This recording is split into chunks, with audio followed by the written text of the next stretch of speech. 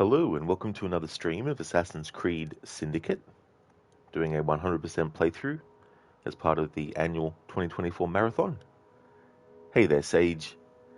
Wow, just wow. The Lost Archive was amazing. You loved how hard it was at the ending. You need to watch a video telling you who all those historical people are. You literally finished it 25 to 30 minutes ago, stayed up extra late for it.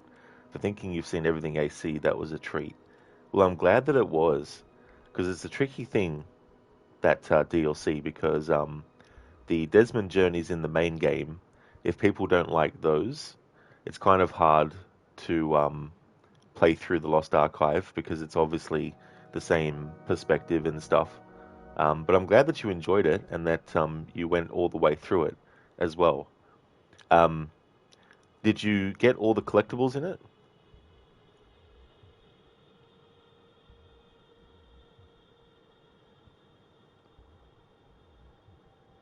So in yesterday's stream, the game crashed, and since I'm playing and streaming directly from the PlayStation 5, when the game crashes, or any game crashes, the stream stops. And the reason I didn't start up another stream after that happened was because I'd already been streaming for almost 9 hours. I was going to be ending the stream soon anyway, but of course, I wanted to end it the normal way I do, which is to actually have a proper outro and give shout outs to other streamers that are in chat and then raid out. But because that game crashed and the stream ended, I wasn't in the mood to do just like a 5 minute stream. So we just raided out after that happened. So the previous part of this playthrough ended abruptly because of that. That's why it doesn't have a proper outro at the end. Sage, thanks for showing me that DLC, Rod, in the first place. You got to figure out who's those people were on the wall. You didn't do all the collectibles. What's that reward? Ah, cool. So, all the fragments that you find, you need to get all of them because that actually leads to the proper ending. Otherwise, it just keeps looping over and over again. So if you get those fragments, if you get all of them that are in that DLC content, it'll then open up a path for you to take, which gives you where you need to go to get the actual ending for it.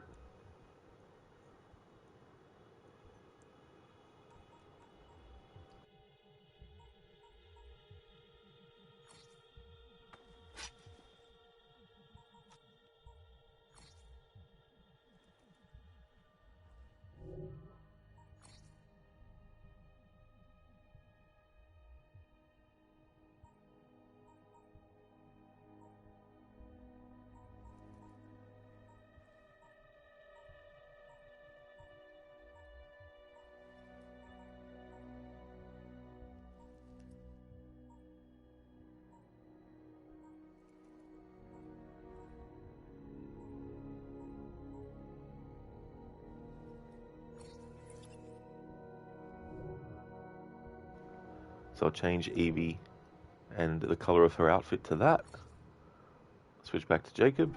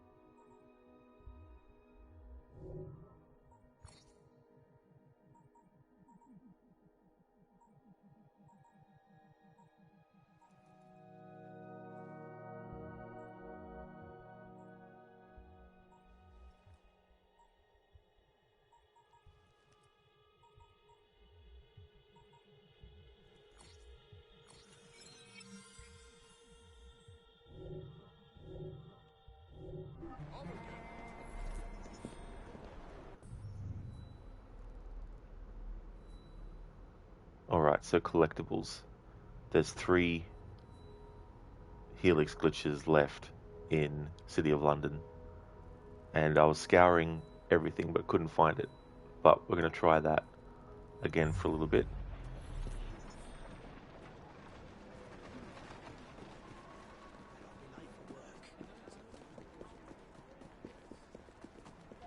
How's everything, sir?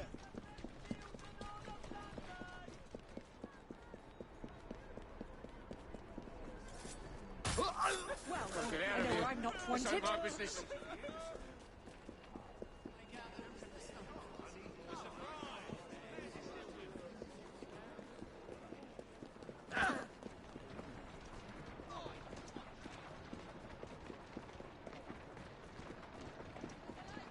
Walk on, girl. Sage, damn, so you got a lot of grinding to do. Yeah. It would have been better if the game... Would have been better if it made it clearer to the player that you needed to collect them all. Because there's nothing really that indicates, hey, if you want to get the proper ending, you need to collect all this stuff. That's a girl.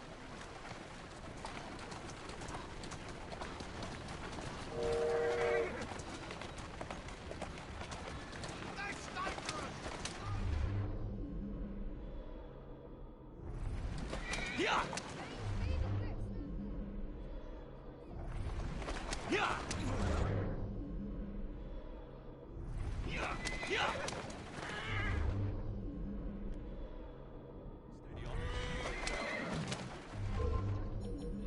Looks like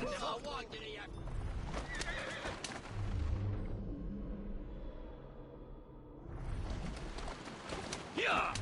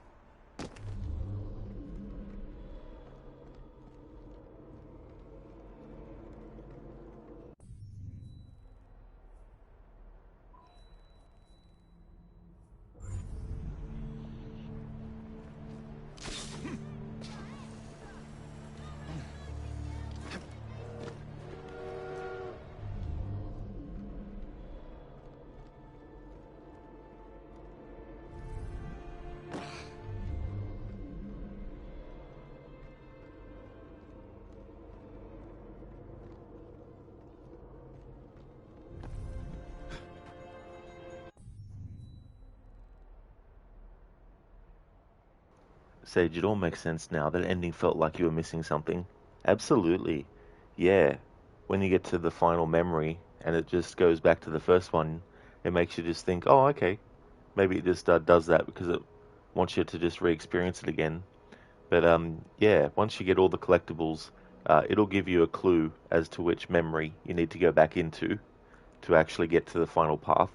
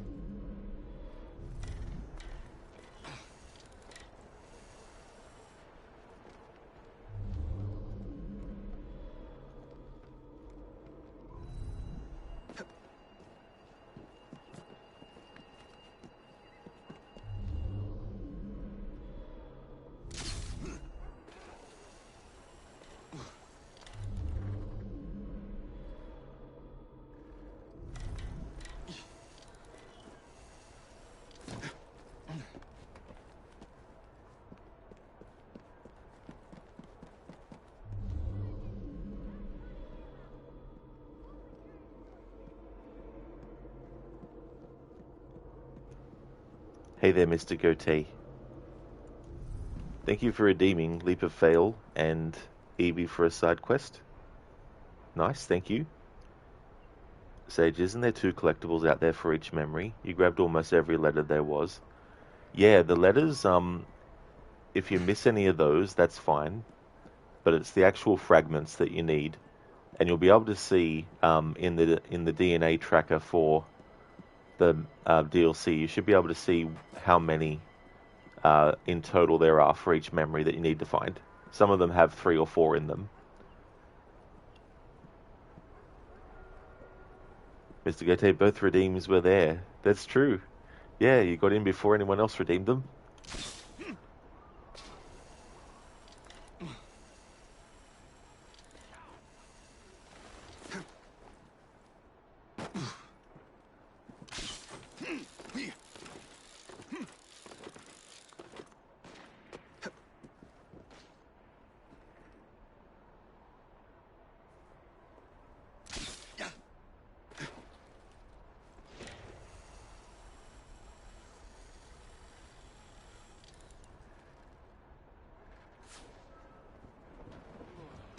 Oh, you thought you'd just drop in, did you? Well, bugger off! Jacob, get off the fucking thing.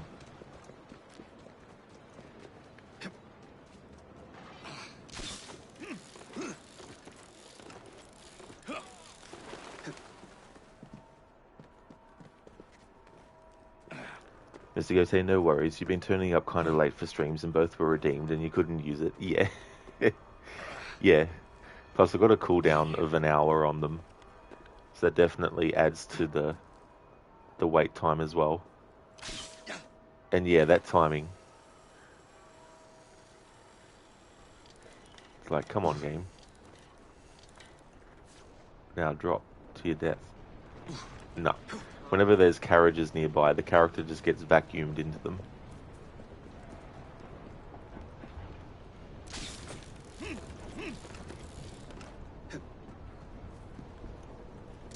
Oh yes, Sage, you're not wrong there. They really, really nuded the climbing and parkour mechanics in this game. Not being able to do a manual jump whenever you want. Oh, come off it, game.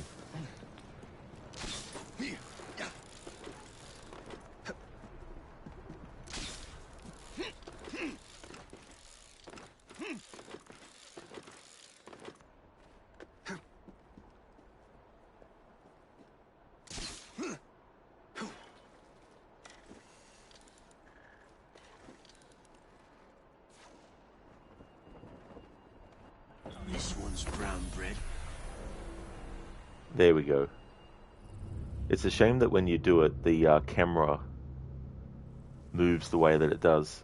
In the previous games, you'd get a good look at the desynchronization. In this game, they make the camera move up and then obscure the view of the character model. The bush is crazy. It's like, come on. So there we go, Mr. Gote. That's the leap of fail. Finally failed.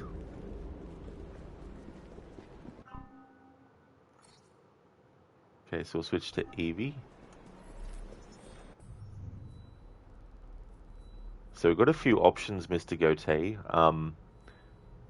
If you want me to choose which side quest to do, I can do that. Or I can actually show you what is currently on the table. So we've got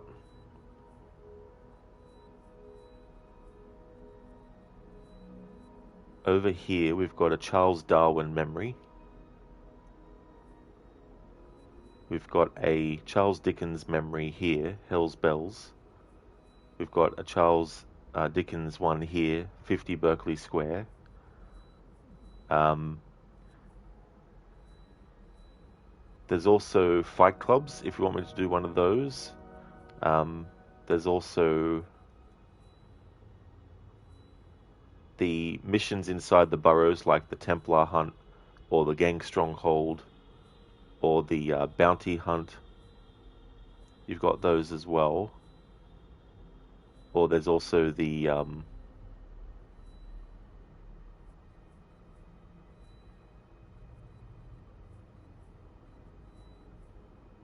then there's these Karl Marx memories as well.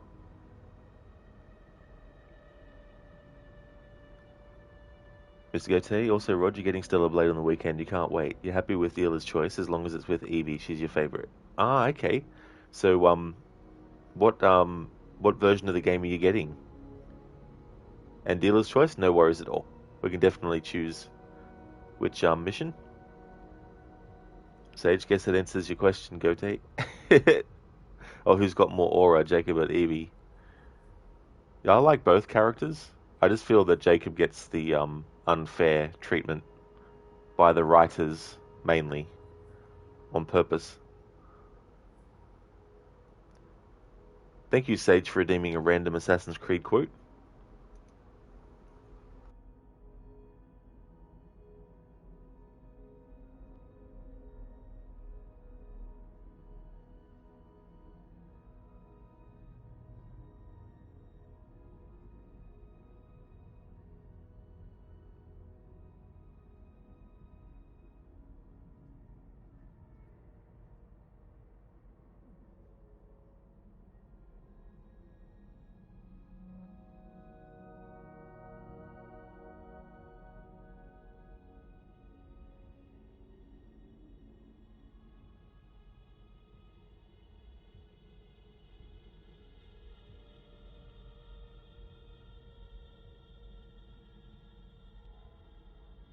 Okay, so I've got one. Through anger and betrayal, Altair lost those closest to him, and yet he carried on. I have never felt pain so severe, perhaps because my heart is too hard to risk the joys of real love. And that's Ezio in Assassin's Creed Revelations. That's after he's experienced the memory of Altair where he loses Maria. Or is it? Because there is one where he doesn't say anything afterwards.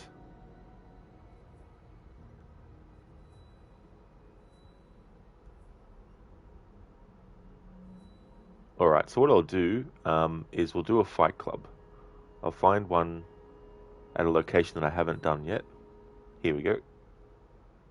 Oh, I've done this one before, but that's okay. We'll do it again. Mr. Goatee, physical copy of it is 124. It's pricey. It's stupid how expensive games are now, but that is EB Games for you. Oh yeah, it's absolutely ridiculous that is like just the base game as well. Sage, you're about to play that game next week as your conclusion too. Are you really? Oh, nice.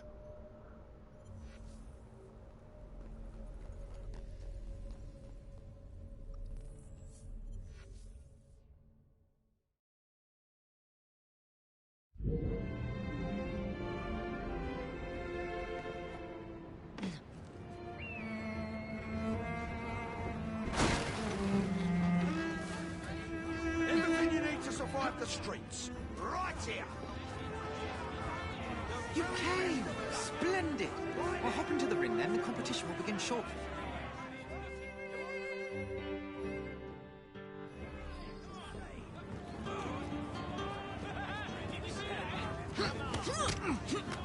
Slice of right!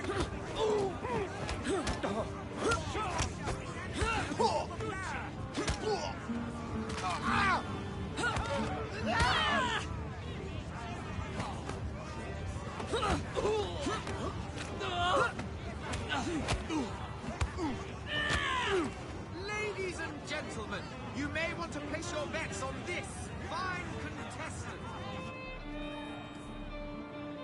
Sage, your roommate's playing the trilogy for the first time with you. Seeing his reaction was cool. You've never played it either or seen it? Lost Archives, that is? Oh, that is excellent. That's cool. That's awesome that they're watching it with you too.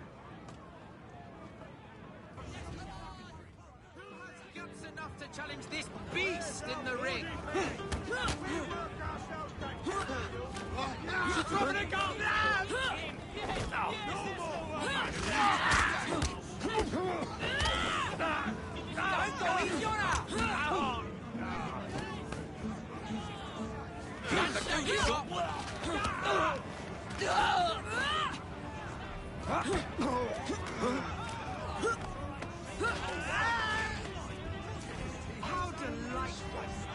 Put your skills to the test with another round. Brave soul will enter the ring next. You can do better than that. I've made a huge mistake. Shield fly! Wait for it!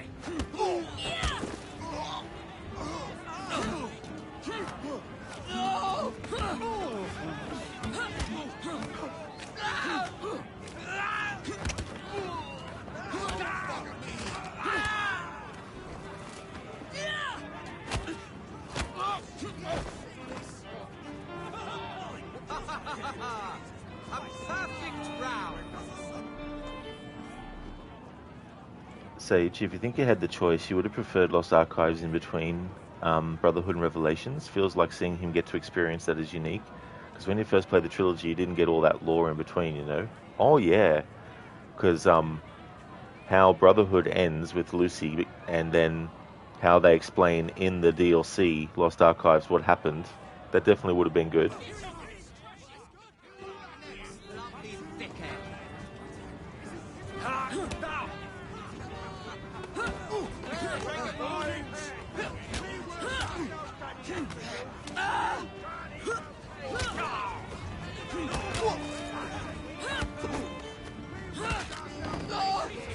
You won't get away.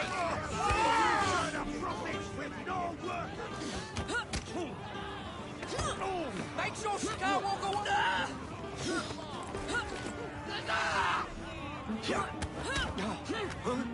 Break your bone!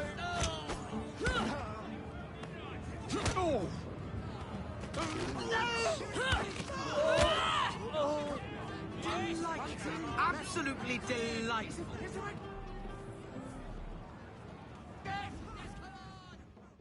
Think they can take out our feisty competitor? Presser, come on!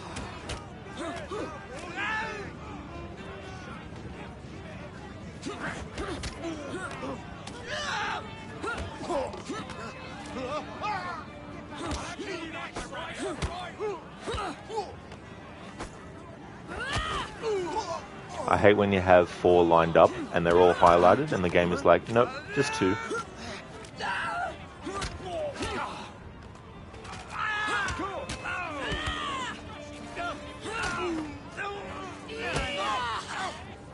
Perfection at its finest.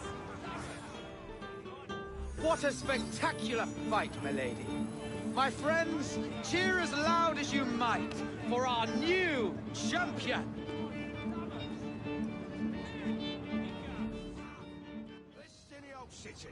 There we Order go. to your mind. Thanks for redeeming the side mission for Evie, Mr. Goatee. Thank you.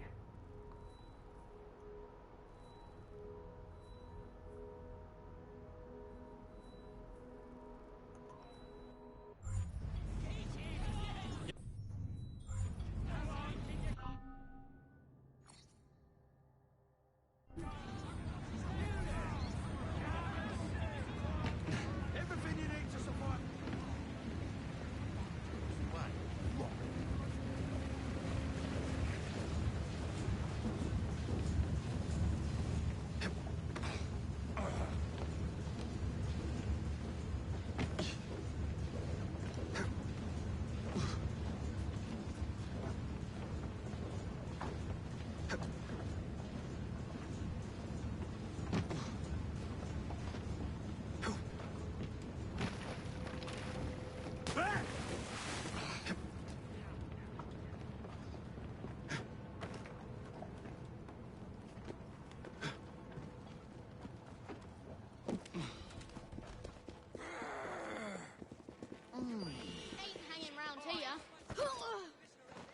I taste cat, you ring. Nice.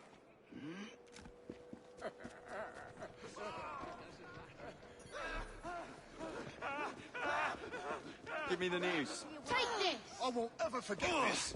Thanks. Thanks very much. Need help surviving the streets? Look no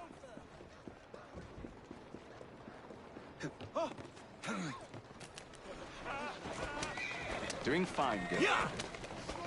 Yeah!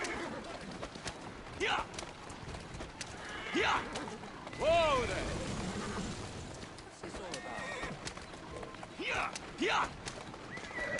Yeah. Yeah. Yeah.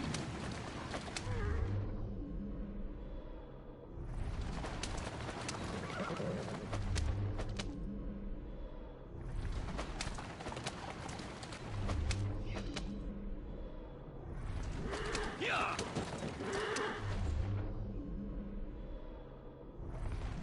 Yeah.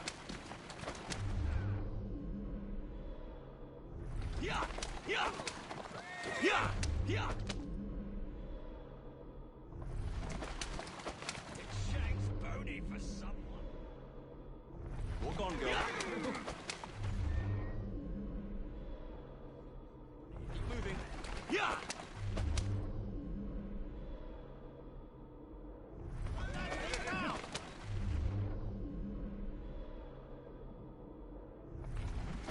Yeah. He's up there. Yeah.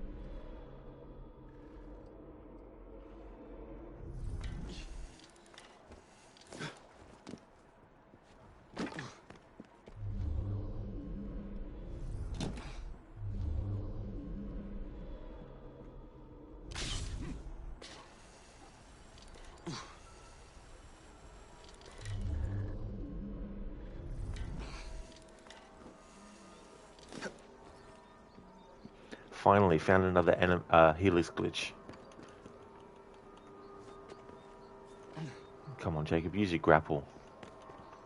Use your grapple. I'm pressing the fucking button. Use your fucking grapple. Fuck. Jesus Christ. What's the use of making a fucking grapple be a thing if it's not going to fucking work all the time?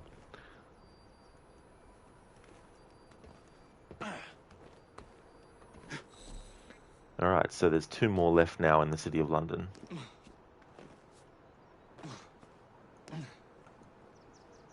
Drop.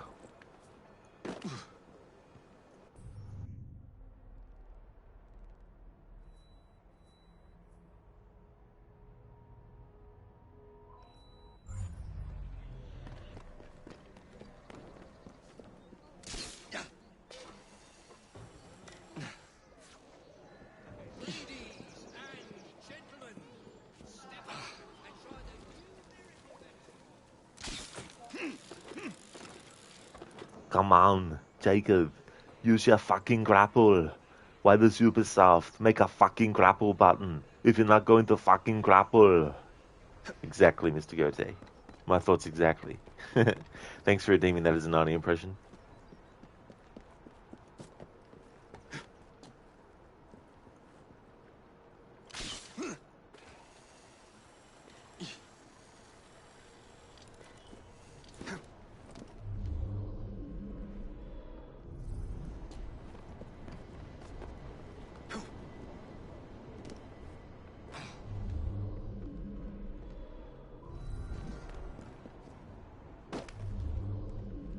Mr. Gote, famous Rod Rage quits his Arnie impressions. It's so funny, in yesterday's stream, the game crashed, and because I'm streaming directly from the PlayStation 5, it means when you're streaming and your game crashes, the console turns your stream off. And I've been streaming for almost 9 hours yesterday, so I didn't want to just go live again for a few minutes. So I rage raided Crocodiles. As soon as the game crashed, I typed in chat, game crashed. So the stream has to end by everyone and then raid it out.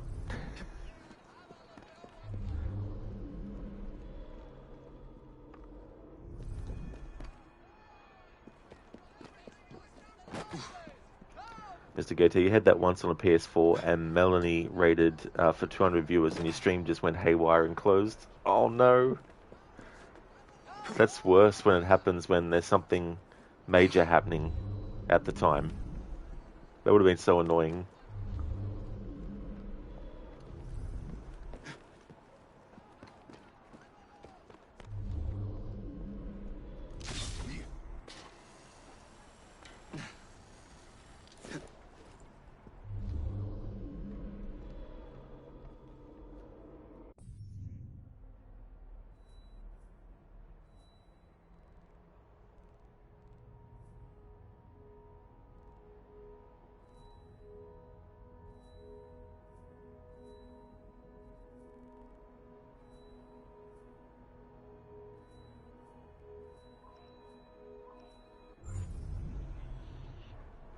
Mr. Gote, you were like, up Mel, what's up Mel? And then you got the blue screen error with CE 1000 dashboard crash, whatever it was on The Last of Us.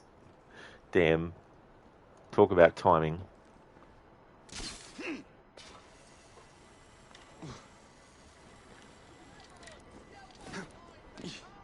This isn't a reflection on the console for the games and stuff, but when the Xbox, when you're streaming directly from your Xbox and the game crashes, the stream keeps going, the console goes into an idle mode and like a default idle screen for the stream while you can actually reload your game and set it back up again. And they added that years ago. And for Sony not to do the same thing, it's just stupid.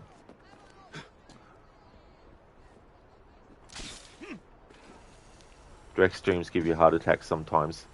Yeah, I mean, that's the only real way I can do it,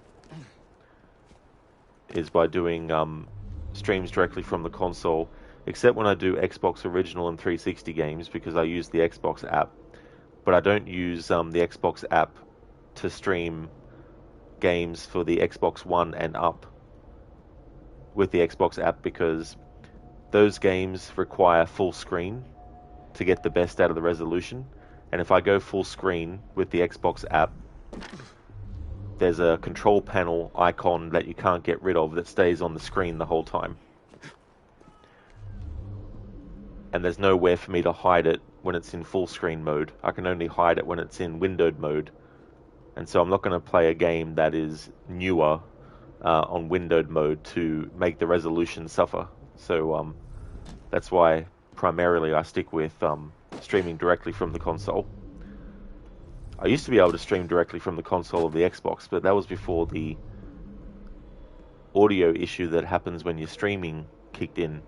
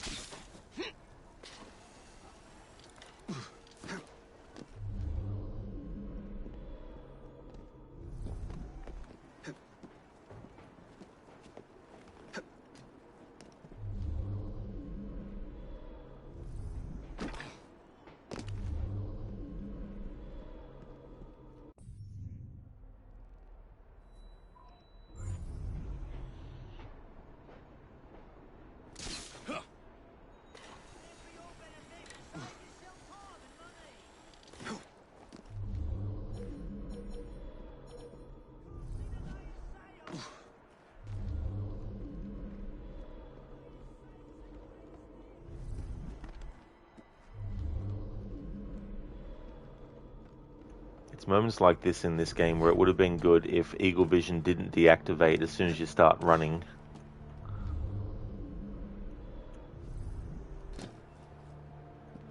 So to bring up the Animus glitches, the Helix glitches, whatever you want to call them, if I want to do it quickly, I need to use the carriage method, but the carriage method doesn't always work, and sometimes you need to use the on foot method. And this is the fastest I can go on foot. Of course, when I do the grapple, I can go across quicker, but you can't hold Eagle Vision. As soon as you move, it goes off.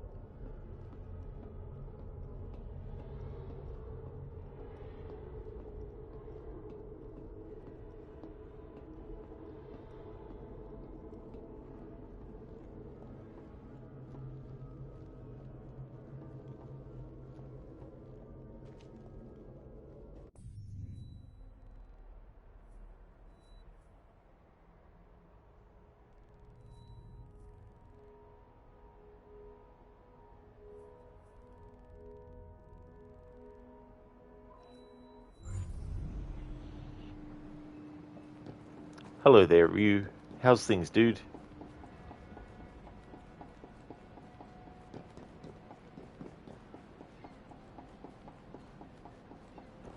Oh, nice. That's good. I'm glad that you're going well. I saw that Homelander became available for Mortal Kombat 1.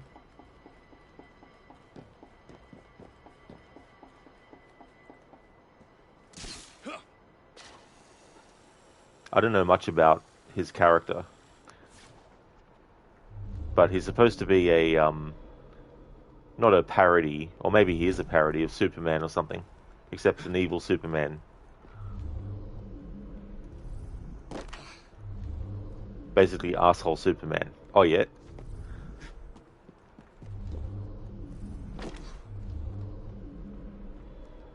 Must be hard when you do something like that, because obviously they could also just have Superman himself.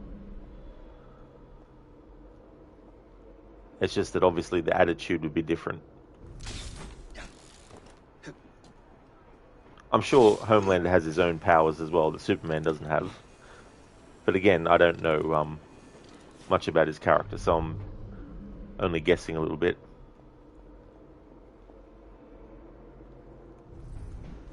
You definitely prefer Superman as the symbol of hope. Yeah. From what I've seen of this Homelander, he doesn't strike me to be the symbol of hope.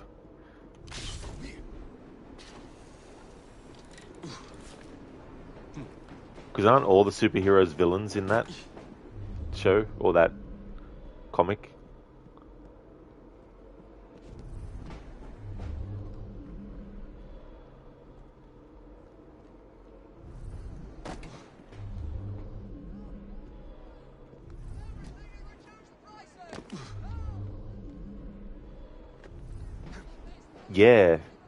Yeah, Carl Urban. Yeah, I remember seeing him in some of the images and stuff.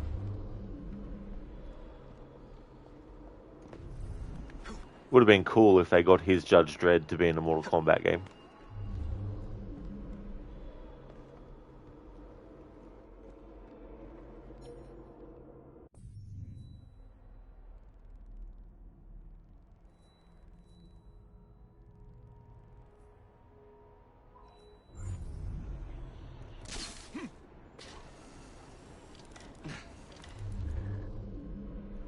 Ryu, how ironic. Homelander is in Mortal Kombat 1 and Carl Urban is playing Johnny Cage in the Mortal Kombat 2 movie.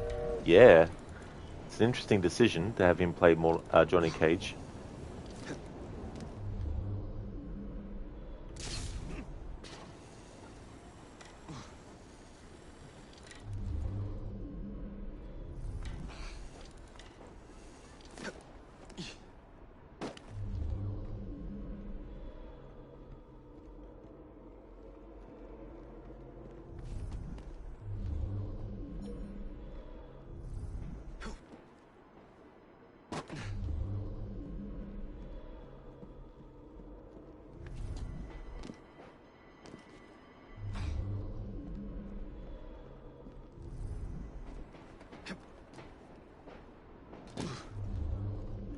Ryu, on paper, you definitely prefer the idea of him as Dredd, though. Oh, yeah. Yeah, he was good as Dredd, in Dredd, playing Dredd.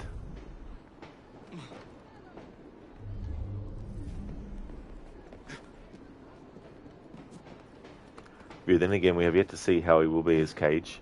That's true. They must definitely be going for an older version of the character. I wonder, though, if it's a smokescreen. Maybe he plays the older version of Johnny Cage. Maybe they're going to introduce the multiverse or whatever into it. And maybe have a younger Johnny Cage as well.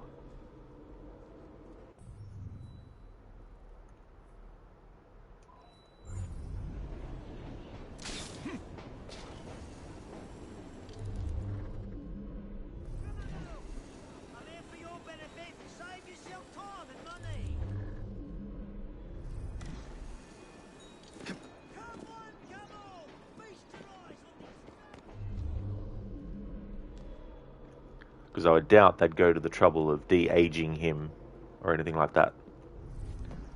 The new game is already set in a brand new timeline where Liu Kang is a god, Raiden is immortal, and Kuai Liang is Scorpion, etc. That's true.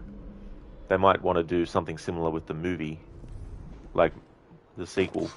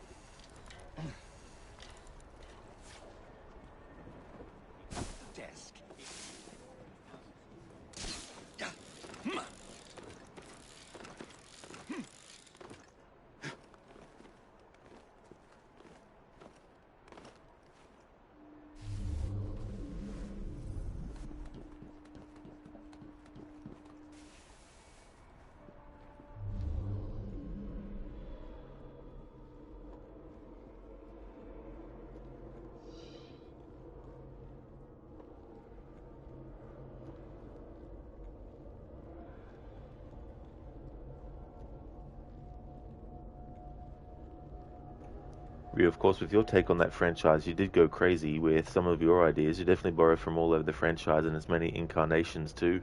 That's it. You got a lot of, a lot of stuff to choose from to like mix and match and figure out how to make different. Could you imagine a Mortal Kombat universe where Quan Chi isn't a villain?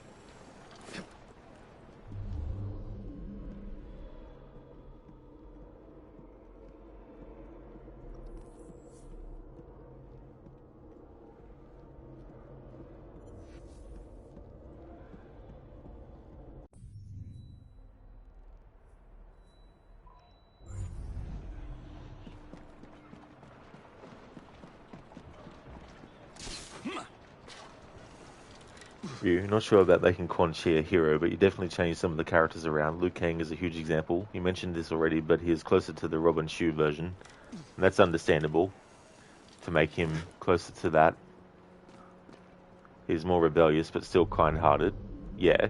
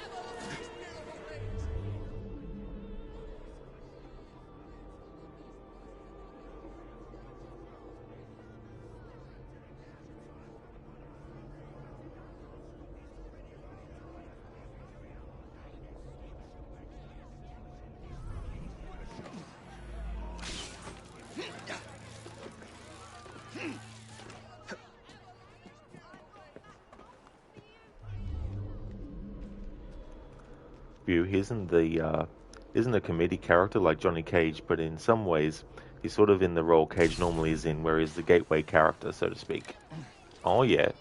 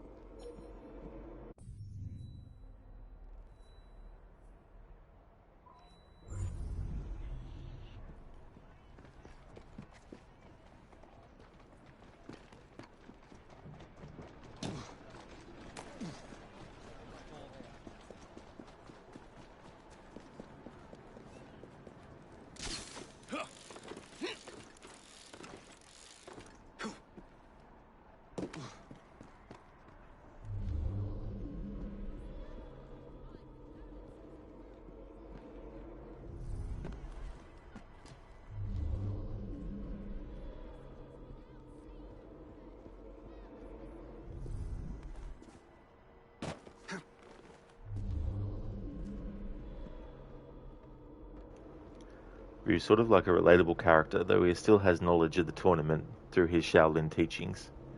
That's it, he's got that sort of like background information that he already knows going in.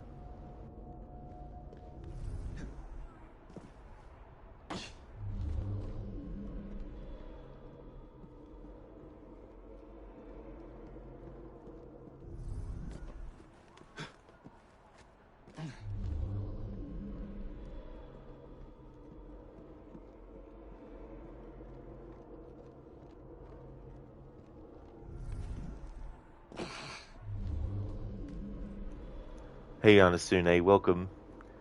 With Unity 100%, did you find any of the parts of it tedious? Probably the treasure chests, I would say, was probably the most tedious part of that.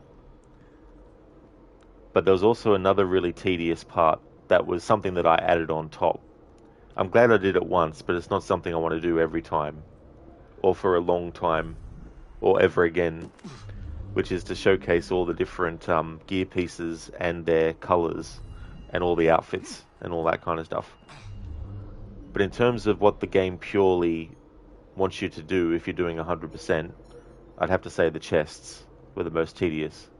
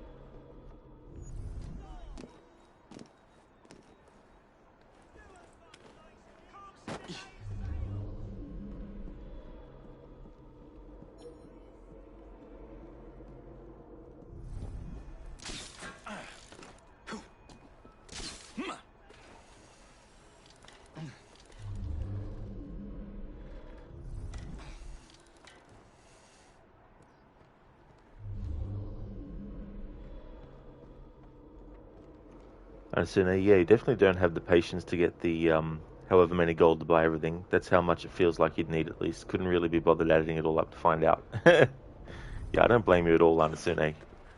Yeah, there's definitely a lot of money you need to get everything bought.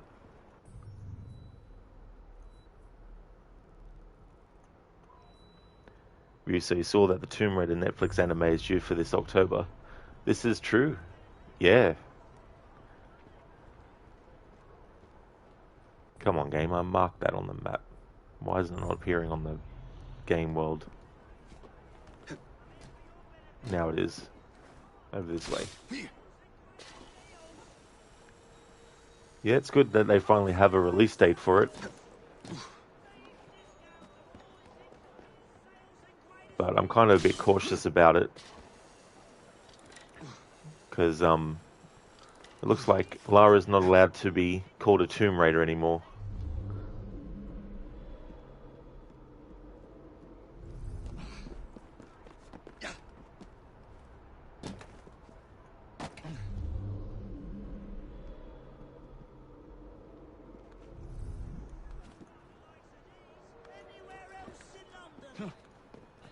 Because apparently she shouldn't go into tombs and take artifacts that aren't hers. Even though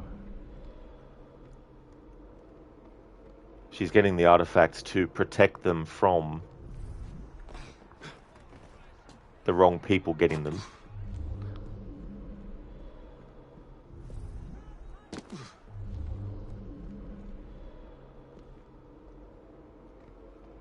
Then why the fuck call it Tomb Raider? Because if they call it something else, it won't have the same name value.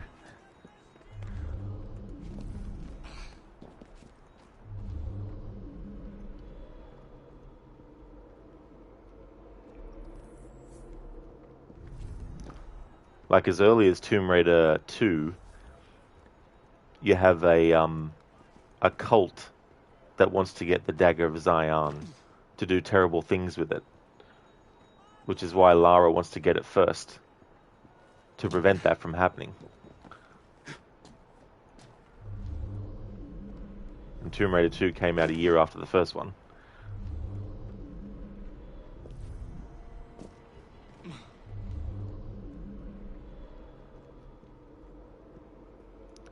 Hey there, Alien Fodder, how's it going? Honestly, Indiana Jones nervous sweating.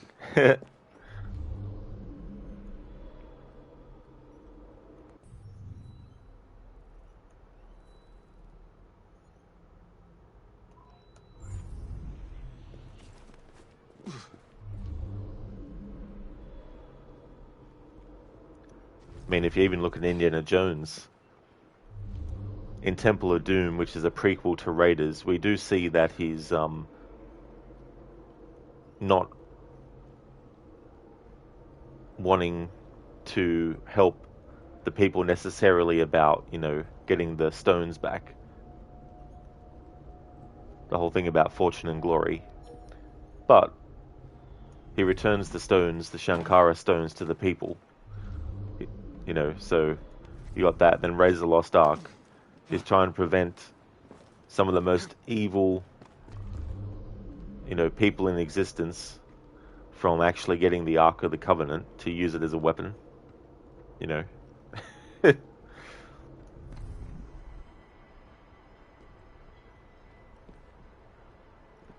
Come on, Jacob, climb up, mate. Jesus fucking Christ. Is this an Assassin's Creed game or not?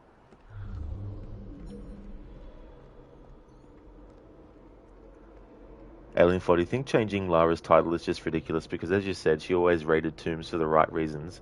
So is Crystal Dynamics going to change the title of the game series?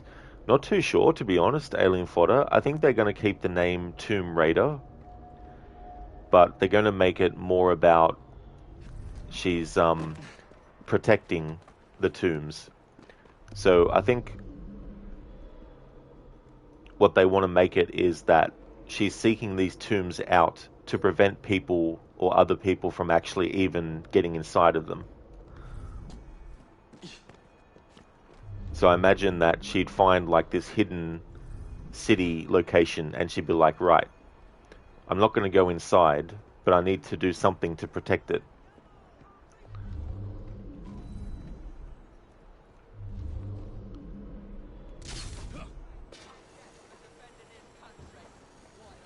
That's my guess anyway. But people like to make out that Lara was never about protecting artifacts before the reboot trilogy. Is like, no.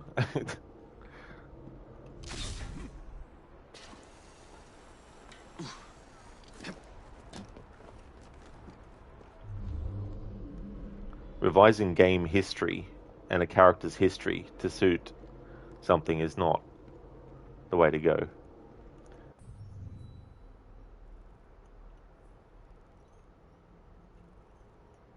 But yeah, I think they want to move the series away from her even, you know, getting these artifacts at all, to just finding where they are, and then, you know, the villain tries to get into the tomb and it's like a goalie making sure the ball doesn't go into the thing.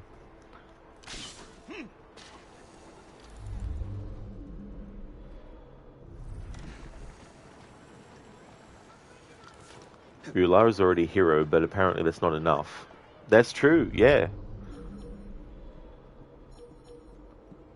Paul Freeman actually went on to be the villain Ivan Ooze in the Mighty Morphin Power Rangers movie? Really? I remember seeing that back in the day, but I didn't realize then that he was. Interesting. Alien Fodder says, going to be a lot more about combat than exploring said tombs.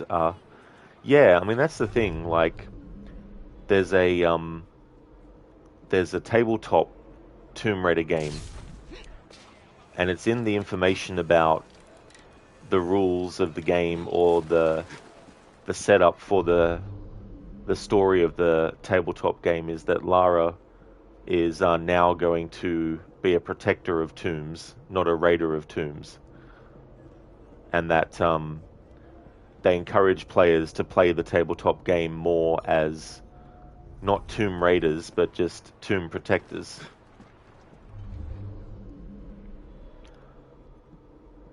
Now, the anime that's coming out, it might be separate from that, and it might be separate from what they want to do.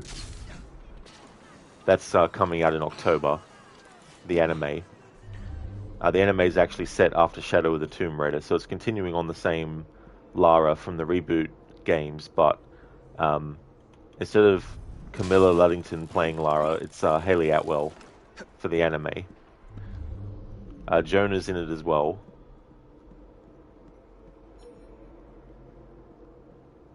But as far as the games are concerned, like the video games, they're probably going to follow in the same suit that tabletop game is, in terms of like what Lara is and what she represents and what she's doing and stuff.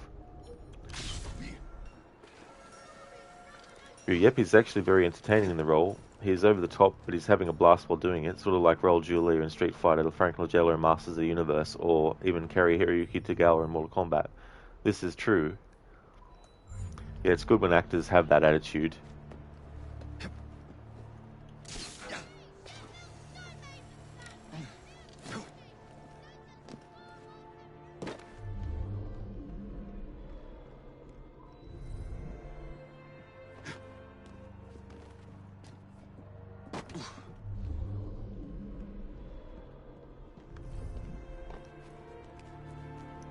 I mean, if you look at Tomb Raider 1, the original game,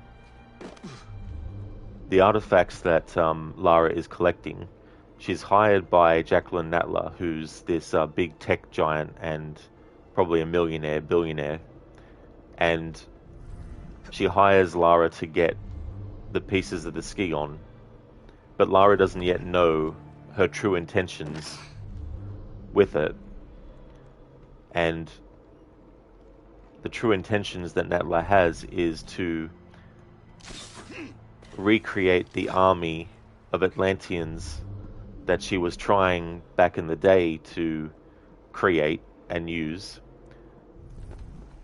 but wasn't able to.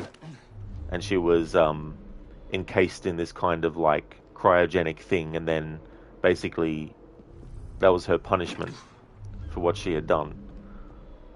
So you have a story about a villain who Lara doesn't know that she's a villain, but once she realizes that she is, she gets the other pieces to stop her from having it, and ends up destroying one of the pieces, or at least the whole thing combined together, you know. Tomb Raider 2, there's a cult that wants the dagger of Zion, of Xi'an. I don't know how you pronounce it, really. And an evil cult led by Marco Bartoli wants to get the knife so he can turn into a dragon and, you know, take over the world. So Lara has to stop him, you know. Tomb Raider 3, there's all these artifacts around the world that have been split up, and it's a similar setup to Tomb Raider 1, where Lara comes across or meets this person who wants to get the other pieces, but she doesn't yet realize that he too is also wanting to do things for nefarious purposes, and then she wants to stop that, you know. Tomb Raider: The Last Revelation, she goes in and takes the Amulet of Horus, which causes a catastrophe to happen, and so the story is about Lara undoing her mistake. Then you have Tomb Raider Chronicles, which shows various flashbacks and all that kind of stuff. But then Tomb Raider Angel of Darkness is about her on the run, being framed for a murder that she didn't commit, and she's after these obscura paintings, and again, it's all in aid of preventing the bad guys from using it, you know, or having it. Tomb Raider Anniversary is a remake of Tomb Raider 1, so the story is pretty much the same. Tomb Raider Legend, going around to get the to get Excalibur and find out what happened to her mother. Then you got Underworld, which is continuing that story. Then you got the reboot game where it's simply just trying to survive. There's no artifact that Lara needs to get or whatnot. Rise of the Tomb Raider, you've got the source. She wants to find out about it because she feels like having the ability to heal people would be a good thing, but then she realizes that she should leave it there. And then Shadow of the Tomb Raider, she takes the knife and causes the big catastrophes, and then she wants to redeem herself and then returns it, and then, yada yada yada. So that's an overview of what happens in the main entries in the Tomb Raider series. And now they're saying that they want her to become a character that's protecting these artifacts from villains. Only now is she starting to do that, apparently.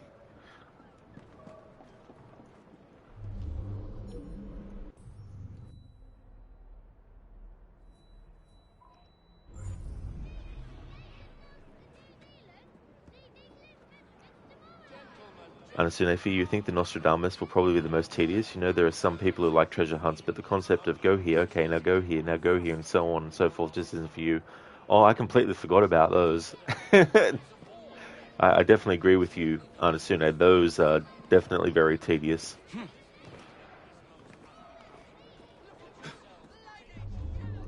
Alien Fodder, Lara Croft, Loss of Innocence. Yeah, I mean, her name alone is strong enough if they want to just change the series to Lara Croft instead of calling it Tomb Raider. Hey there, Lucas. How's things going?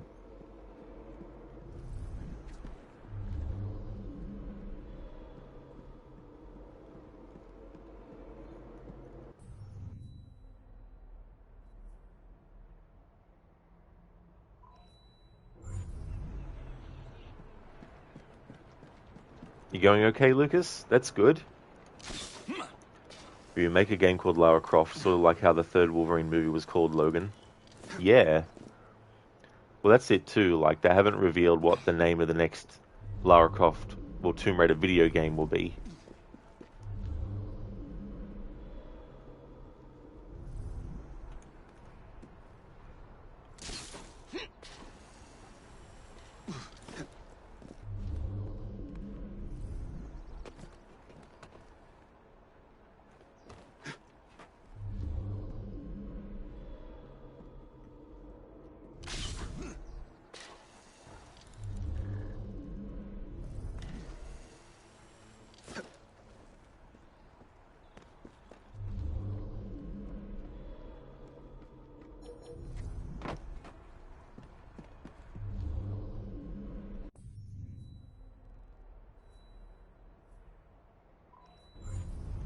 Speaking of which, Deadpool and Wolverine is next month.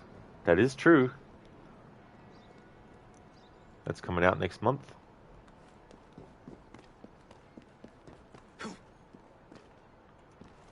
I think I heard a rumor that the story is basically going to be almost like, oh, well, it might not be exactly about it, but...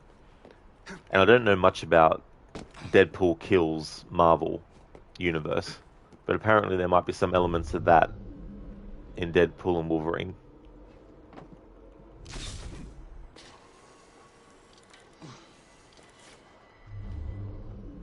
Except probably more specifically, Deadpool kills the Fox universe. The Fox X-Men universe, probably. I'm not going to lie, you had a feeling Hugh Jackman was eventually going to return. Yeah.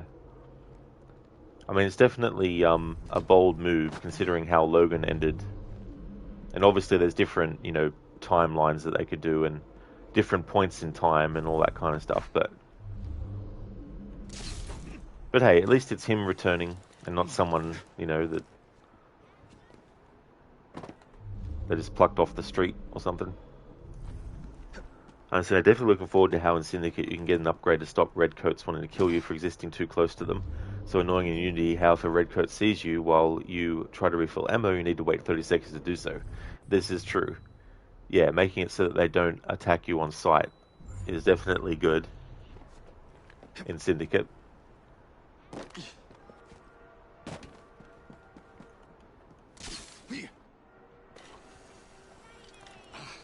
It could have been worse. At least it's not Chris Pratt as Wolverine, even though he's already Star-Lord. Yeah, that's true. Yeah.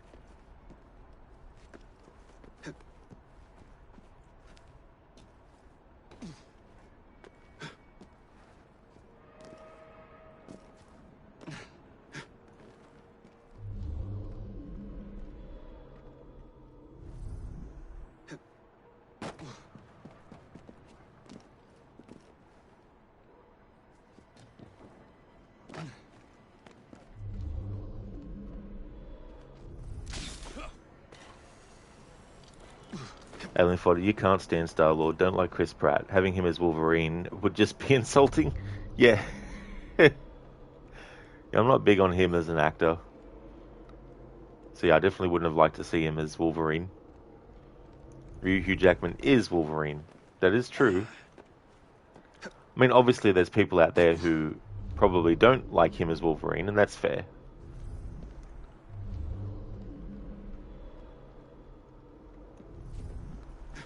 And so I guess what you're most annoyed at is how long it takes for enemies to lose interest. So long, you'd say that killing a room full of enemies, although slow, is still faster. Yeah, that's true. Exactly, you know. But yeah, it takes a while sometimes for them to lose interest, which can be very annoying.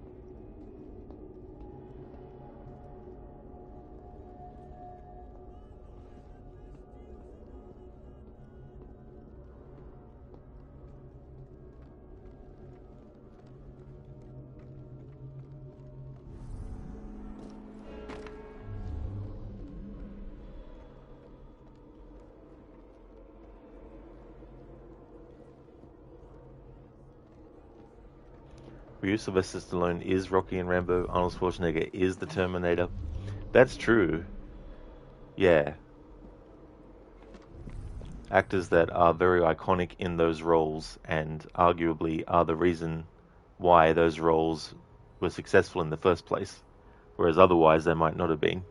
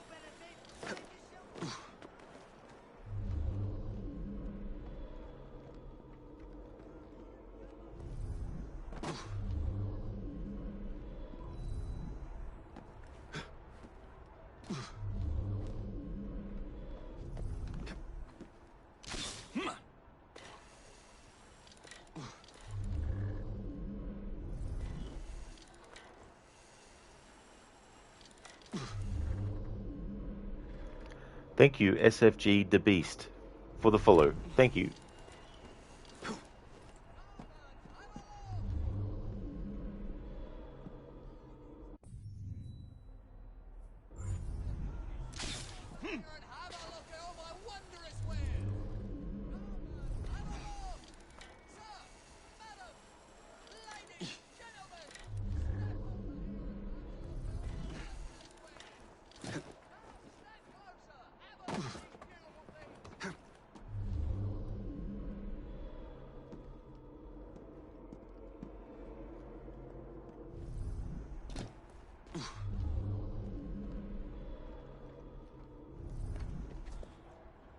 Welcome on in. How's it going, the Beast?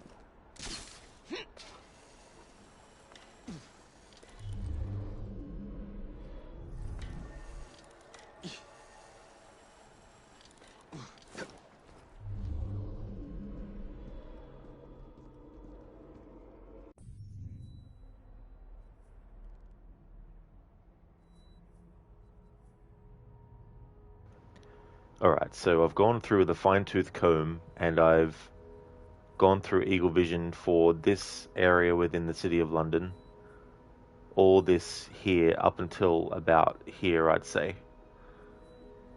So I've only found one of the helix glitches I've been looking for through that method, and I've got 2 left. So if it's nowhere in here, then I'm hoping that the next 2 are somewhere on this half.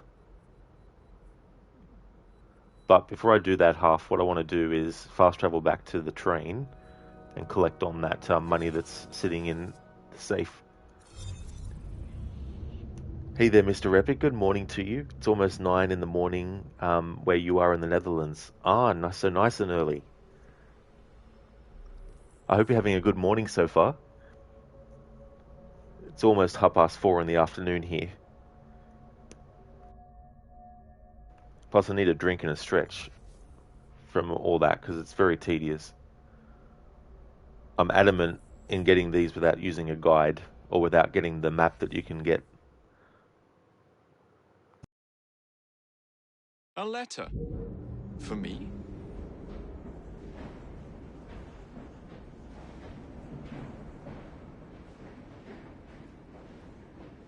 Indeed, Jacob. But we don't have to deal with that yet. Cool, 3,300 collected.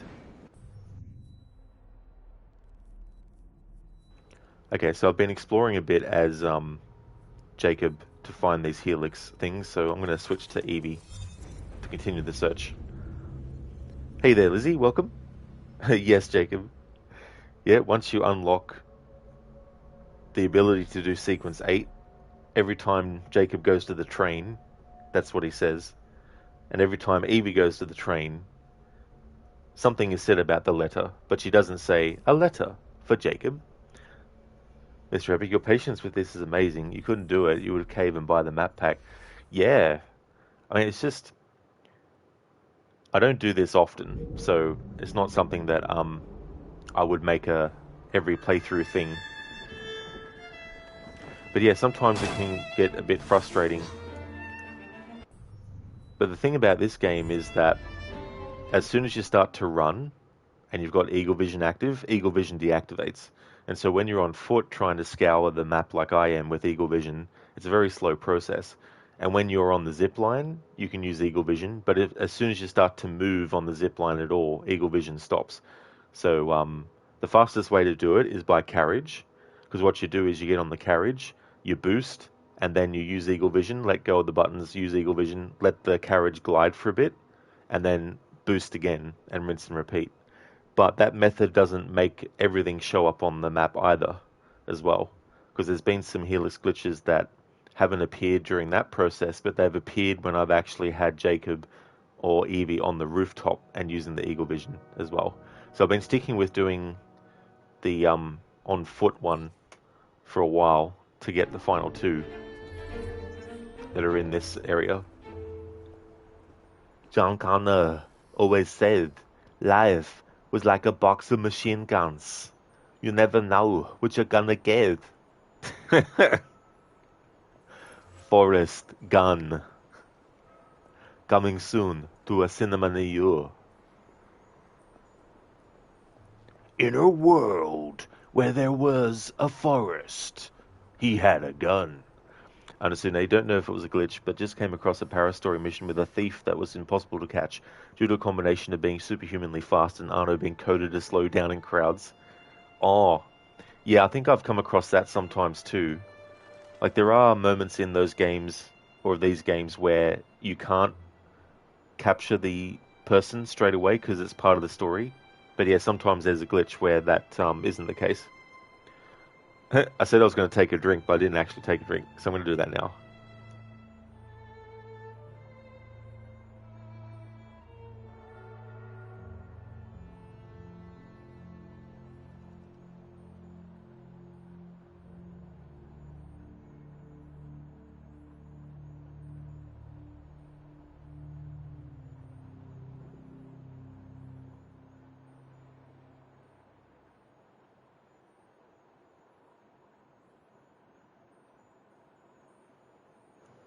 Mr. Epic, getting all the achievements in this game was a hassle, especially the Jack the Ripper DLCs, because some are bugged. You don't see some of the pop-up. Happened to you while you were grinding for hours to get it, only to find out you had it already for half an hour? Oh yeah, Mr. Epic. Yeah, that's the thing too. You know, when things are bugged like that, sometimes you don't even know that they're bugged as well. So now, in the end, you caved in and killed him because you lost him 3 times, so you figured it must be a glitch. Exactly, Anasune. When in doubt in these games, just kill the target, and then the game will let you know if it's the right thing or not.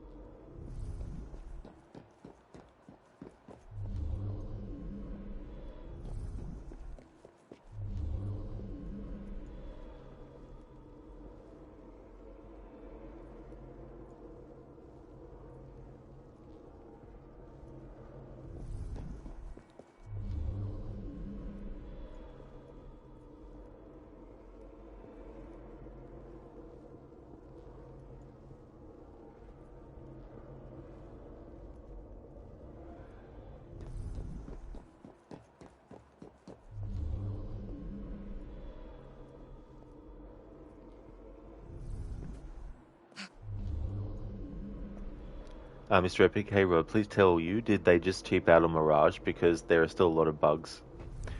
Yeah, I mean, that game had a bit of development time as well. Like, I don't know when they started it, but I assume they probably started it at least in the end of 2020, maybe? Start of 2021? So it makes you wonder if a game company takes more time to work on a game, why should there be any major bugs in it afterwards?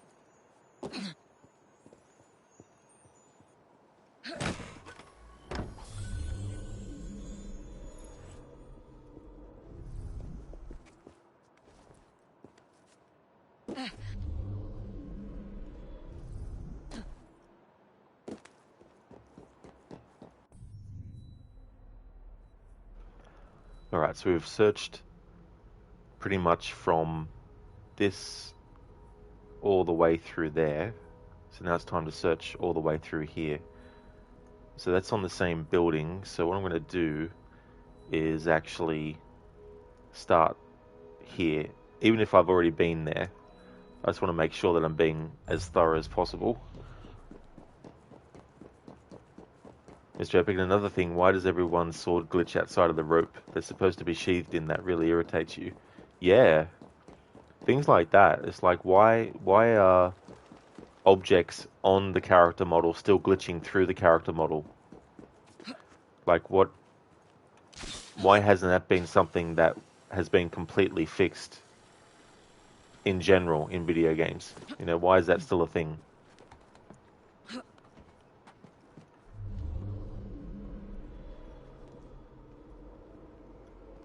And so I wasn't really expecting it to kill him. You were using a berserk dart to catch him, since you remember shooting a tackle target in the main mission with a berserk dart, which made them stop and very easy to tackle. Oh yeah. Yeah, that definitely makes sense, to just want to stop them. Hey there, Casper. For the first time in months you had a good sleep. Well, that is good. Absolutely. Hell yeah. Here's to you being able to have more of those. But that would be really, really good.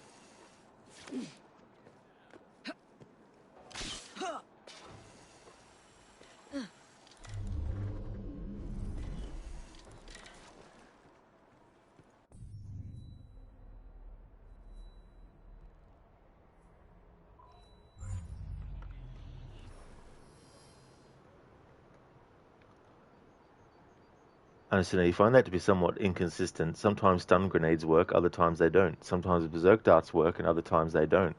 Yeah, if you want things to work the same way all the time, it definitely can be very annoying when the game is like, oh no, sometimes we're going to make it not work the way that you think it would work. Mr. Epic, they finally a little bit fixed their inability to do cloth physics, but still after years can't fix how the sword is sheathed, something they could do in AC1. By the way, that's the only AC game you think where the main character has a proper sheath instead of a stupid rope belt for it. Oh, okay. That's something I've never really looked at before in the other games. Hey there, Wicked. Welcome. Thank you for redeeming the leap of faith. The time has come. Indeed. The time has come for a leap of fail, I should say. I said, I called it a leap of faith instead of a leap of fail. Hey there, Stan. How's things? Bayek never sleeps. He just waits in the shadows, and he will kill us all. Everyone who sniffed the air that day in Siwa.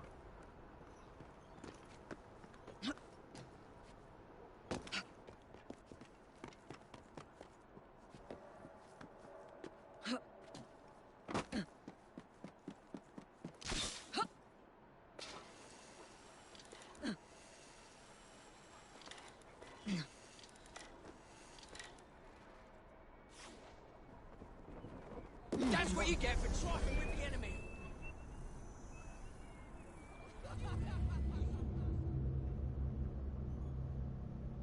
Thank you for redeeming that, Wicked. It's funny that NPC laugh as it was fading to black, as if they laughed at how Evie fell. Thanks for redeeming that, Wicked. And so now the rope thing reminds me of something in Unity, how none of the pistols actually fit in Arno's hand, and they all pretty much clip through Arno's hand in some way.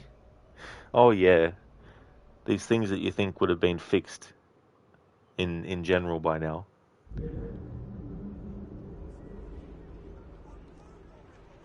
He's doing his T-pose. Sure you understand, can't do anything about it. Love London. Are you tired of breaking your back? Crowd event completed. What crowd event? I don't remember there being a crowd event that was completed. What the hell?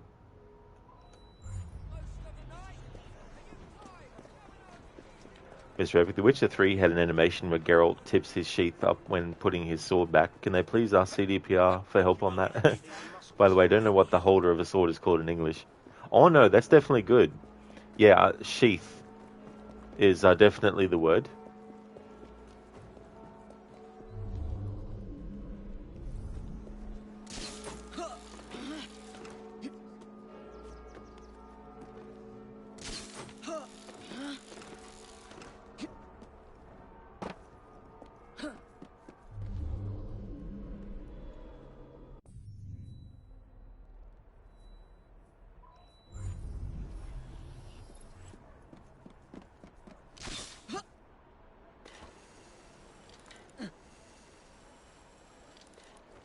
You did, Mr. Epic, yeah. And that's totally fair too, to think you might have been wrong, because there's been a lot of times where I've gone to talk about something and I've been at a loss for what word it is, and I've thought that the word I was saying was right, and sometimes it has been right, but other times it's been incorrect and stuff.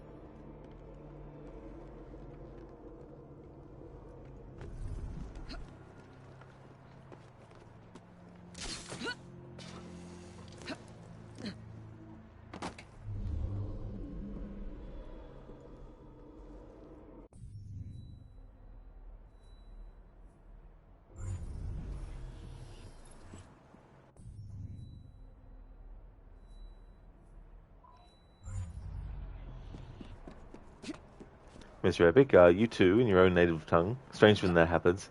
Oh, it really is, you know.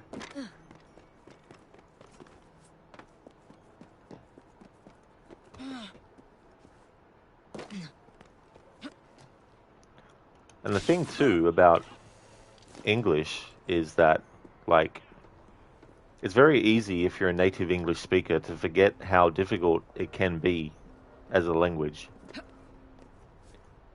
Because, like, if you grew up speaking English and hearing English for the majority of your, you know, youth, you know, like being a baby and a toddler and that, obviously you get used to how things sound and stuff. So when it comes to learning a different language, having to figure out, okay, so how does this word, how is it pronounced? What's the right context for it and all that kind of stuff.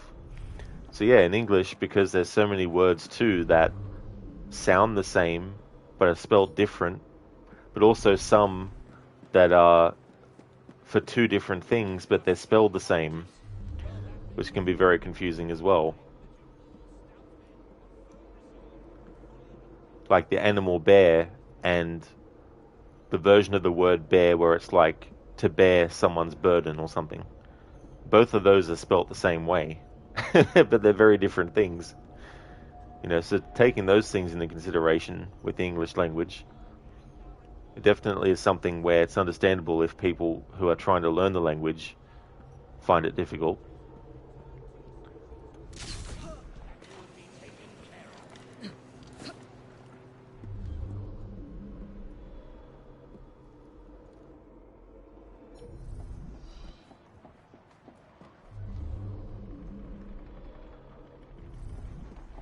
Gentlemen,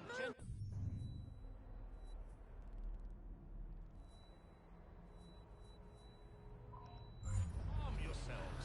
I understand your concerns. You feel you're being mistreated.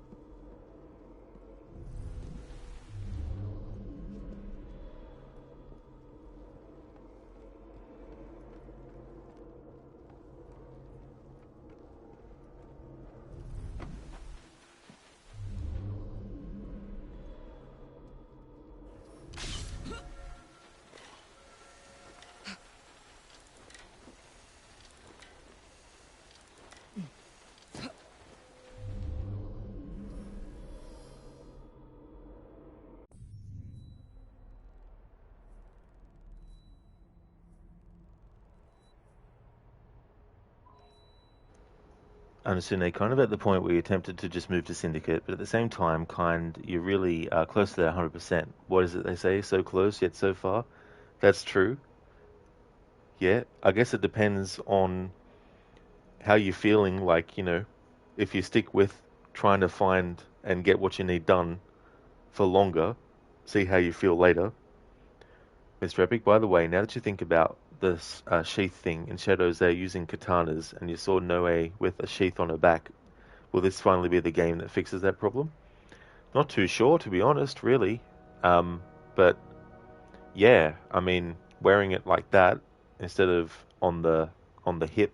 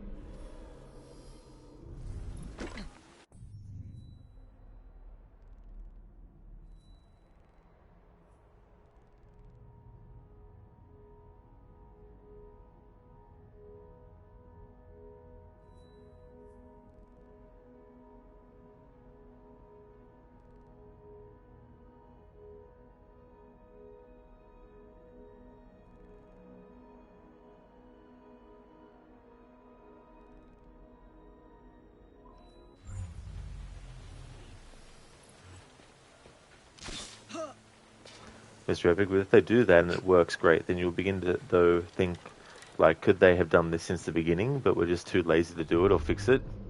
Yeah, that's the thing. It's understandable to think that way because it's like, why the sudden change?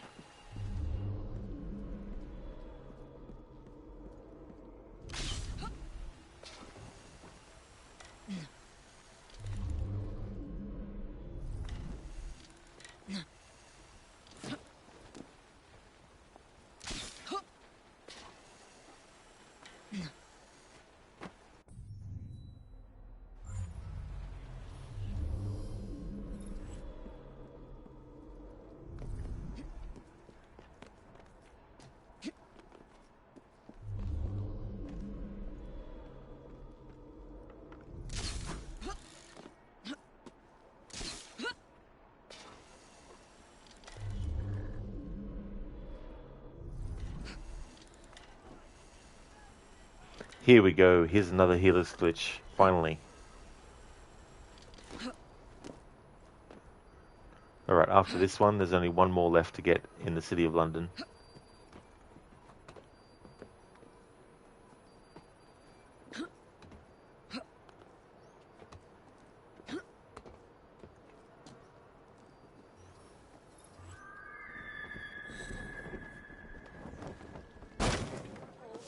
Keeping well, miss. Good on ya.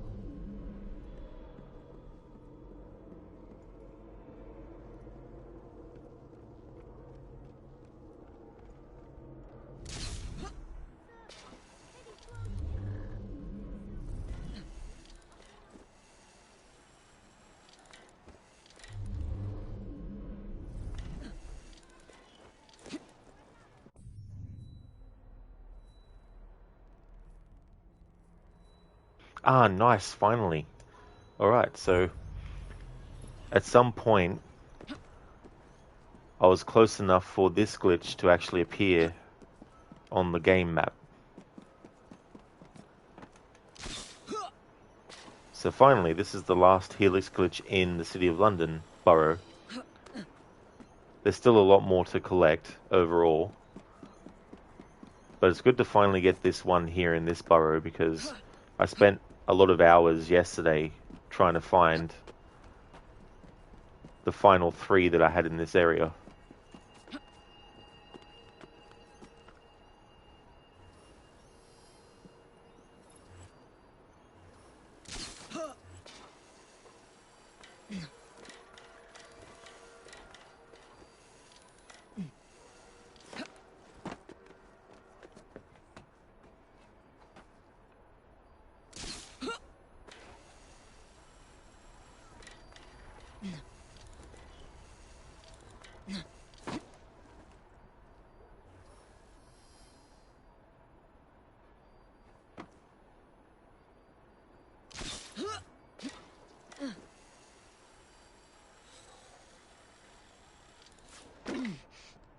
Alright. There was 30 of those in total in the City of London. There's 23 in total for the Thames. I've already gotten them all in Southwark. There's 28 of them in Westminster. There's 23 of them in the Strand. And there's only 12 in Whitechapel. I've gotten all of those.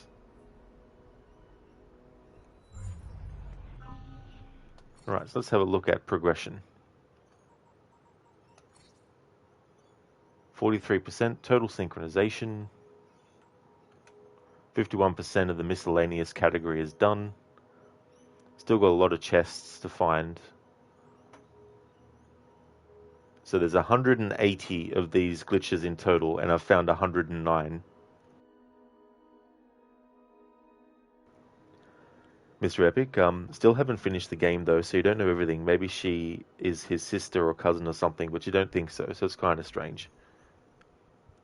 Yeah, don't know how it's all going to play out with Shadows. There was some information released about the hidden blade that Noe has and how she got it, which doesn't necessarily give any indication of what is happening in the story and all that kind of stuff.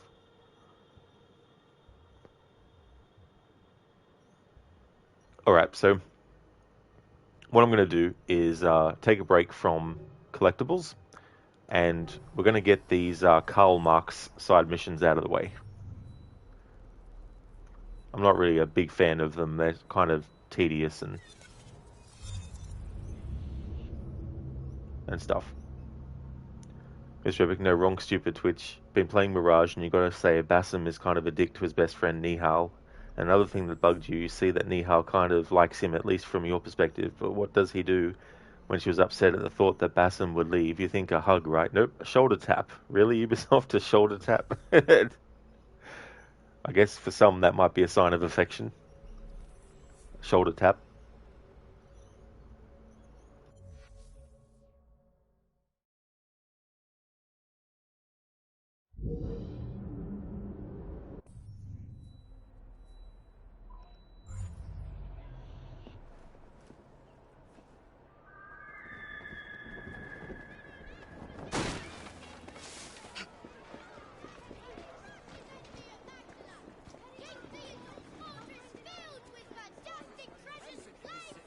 Anything I should know about? This work for you?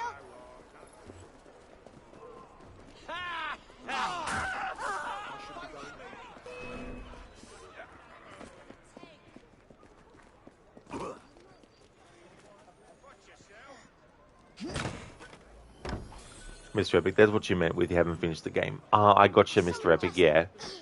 Yeah, I won't mention spoilers and stuff about that game for you, so you can get the full experience. When I do my annual playthrough of it, I will be talking about spoilers and stuff, though. But that's a fair few playthroughs yet away, till we get to there. After this, I've got the Chronicles trilogy doing 100%. Then I've got Origins, and then Odyssey, and then Valhalla, so...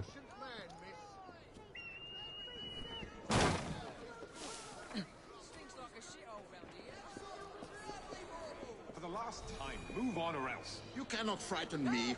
I insist on being heard. Beautiful things. Look here, right here. We've got the best prices in the neighborhood. You won't find.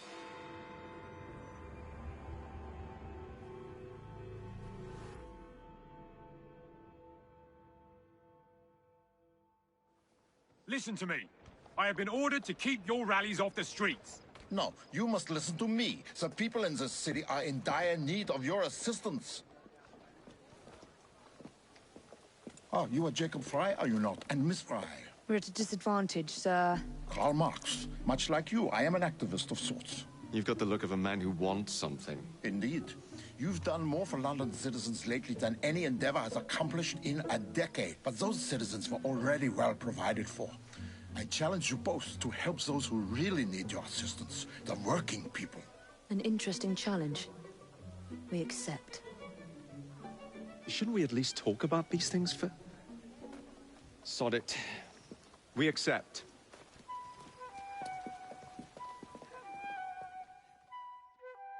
I am organizing a discreet meeting with some like-minded friends to discuss trades unions. Alas, the police seem to have noticed my activities. They've stuck to me like flies on Scheiße. In any case, I need you to help me get to the meeting without the interference of the police.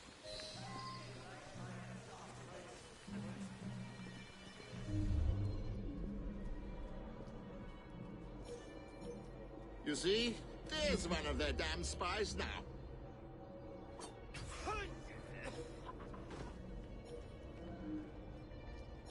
There's a suspicious-looking woman.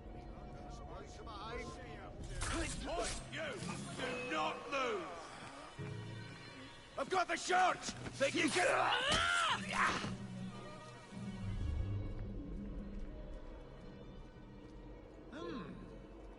Oi!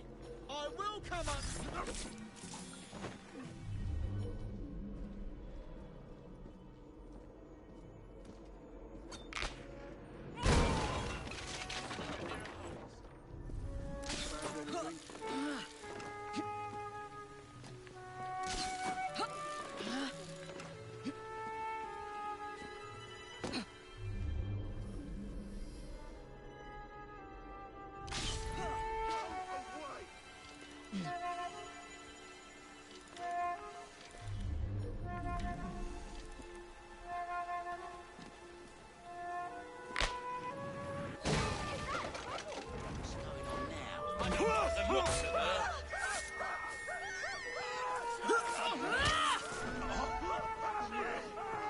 She's in me your training and subdue her!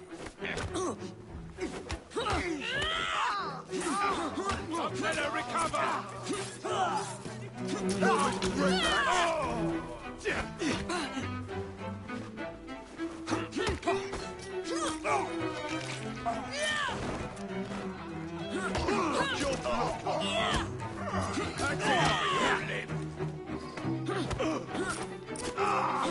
This will stop you.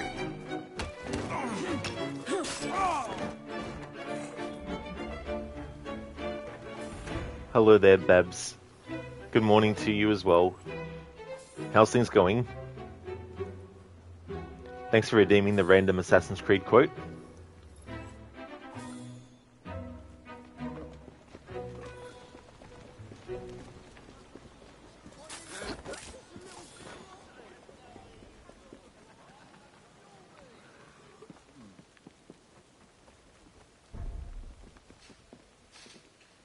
Tonight, sundown. The usual place. I'll be there. You know, I had similar problems with the police in Paris. Well, Paris and Brussels.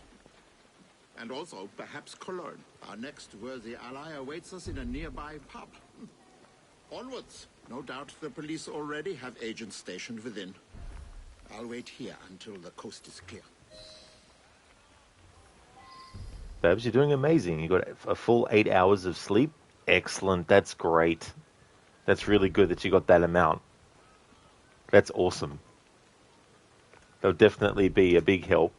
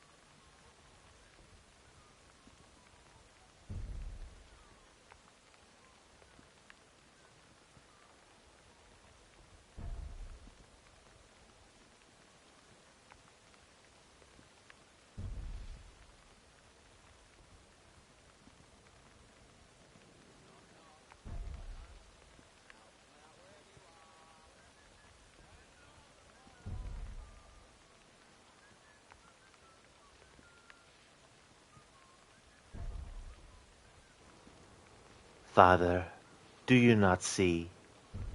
I control all of this. If I want to live, I live. If I want to take, I take. If I want you to die, you die. That is Cesare Borgia from Assassin's Creed Brotherhood. Babs, you're nearly a week of 5 hours max. Damn. That's definitely shorter. So to get 8 hours of full sleep instead this time, that's excellent. Because 5 hours can definitely be very, very rough. Mr. Epi, you got to say, from every character in Mirage you met so far, you like Nihal the most. She comes over kind of natural, unlike the rest of the characters. What you also found stupid about Basim is she saves him from being choked to death by killing the Khalifa, and first thing he does is blame her for doing it, and later on blames her for the death of her friend, meanwhile forgetting that it was his idea of sneaking in and stealing the Isu artifact to impress the Hidden Ones. So if it's anyone's fault, it's his own. That's true. Yeah, that whole scenario, you know, painting a certain picture and all that kind of stuff as well. But yeah, it's definitely interesting characters in that. Babs, you recognize that quote? Nice. I thought you might. I thought I'd choose one that was from Brotherhood, since you finished that recently. Hey there, Schiller. Welcome. Things are going great, thanks, dude. I finally got all the Helix glitches in the City of London. I'm still going to try and do it without using any guides and getting any maps and stuff. But I was happy to get that done in that borough. And I decided to take a break from collecting, and we're doing these Karl Marx missions now. Oh yeah, Schiller, they really are. Like, there's so many of them. There was 30 alone. Overall, there's 180 of them. And I've gotten 109 now.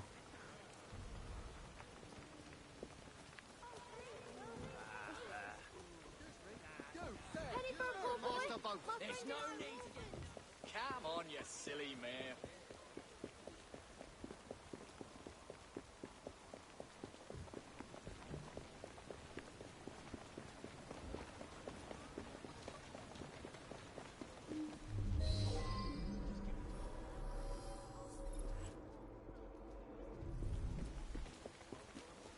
Any goings on? All right, I then. already missed going to the public No! once. Bloody feeble government. Just because I'm over here don't mean I can't take care of you.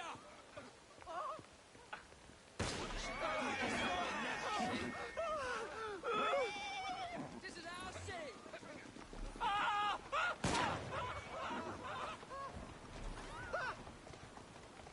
That's it. We're done for. Had a feeling that would fail, doing it that way.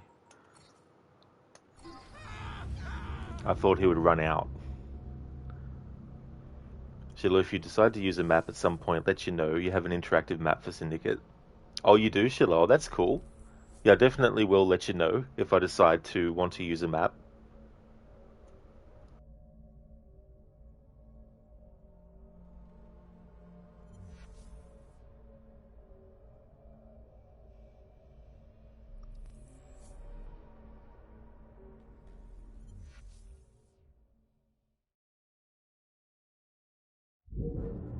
You know, I had similar problems with the police in Paris. Well, Paris and Brussels. And also, perhaps Cologne.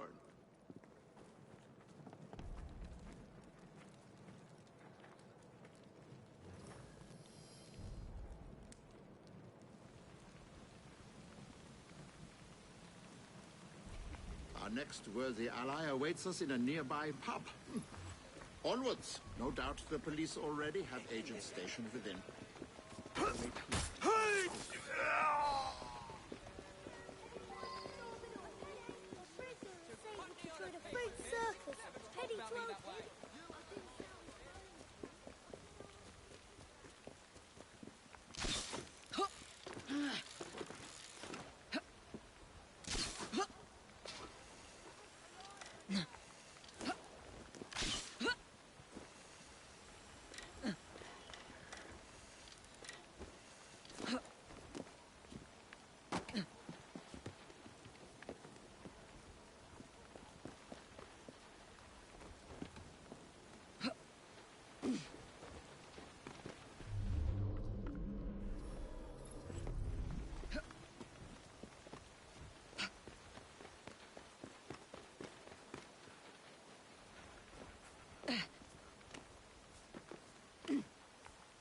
How's your brother? Nice to see Not dead yet, I hope. more than ever. Standing ready if you need help, Evie.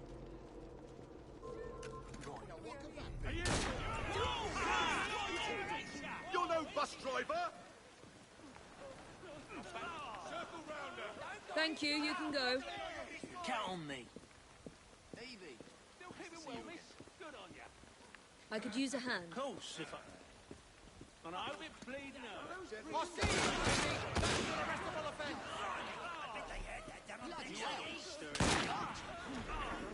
We're wearing her down! Serves you right. What's that again? Is everything all right?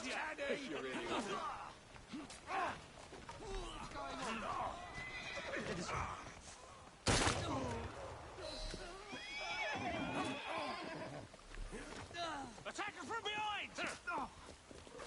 Serves you I've bloody half a well mind to right. take you home and feed you to me dogs. The usual location. 1 hour. Right you are, Mr. Marks, sir. And I hope it bleed hurt. Won't bite back now, will you?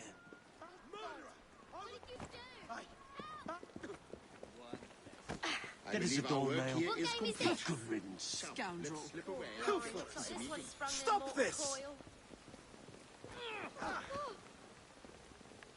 I do appreciate your assistance in this matter. I'll cover you. Only when workers are able to assemble freely and in strength will we be able to achieve the reforms we most assuredly deserve. Might I trouble you to stay nearby until the meeting is over? I fear we may yet meet with some mischief. I'll back you up this fight. Evie, just give me the I nod told if you, need Mark backup. will be here. Heard it from the man down this. Trousers clean. My payment. You'll get your 30 pieces, chum. Don't you worry. It seems the movement is ever doomed to be betrayed from within. Will you fetch the gentleman back here? I would look him in the eye and ask why he went back on his brethren. Return to your stations.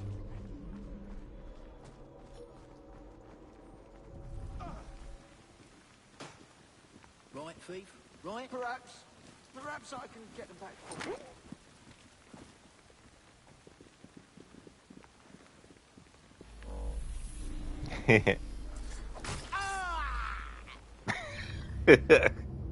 I forgot, you can't just knock them out, because I thought you might be able to knock him out and then take him over to Karl Marx and then he just wakes up.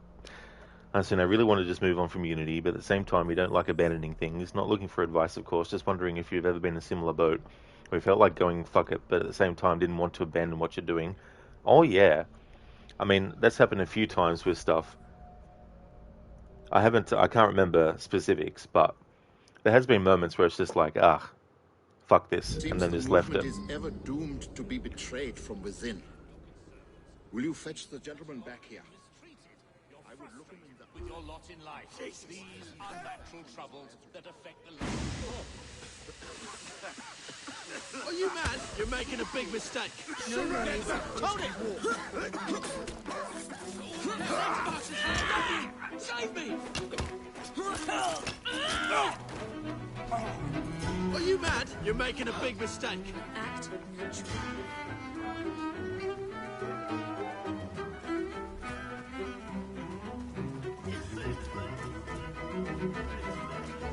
Wonder what all the argy-bargy's about. Great. What's going on? Just as I was getting bored. You think you're safe from me over there? It's some sort of commotion.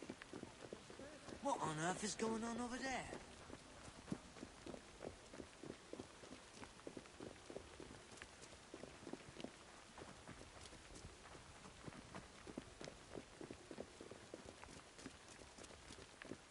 What's this all about? What's this all about, eh? None of your business. None of your bloody business, NPC.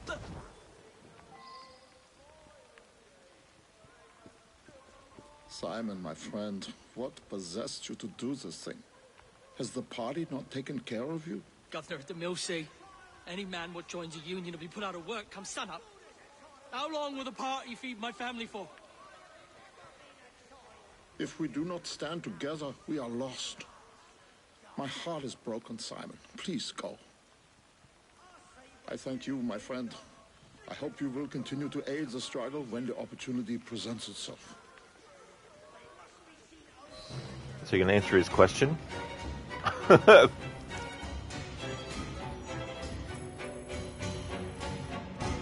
we go. All optional objectives done.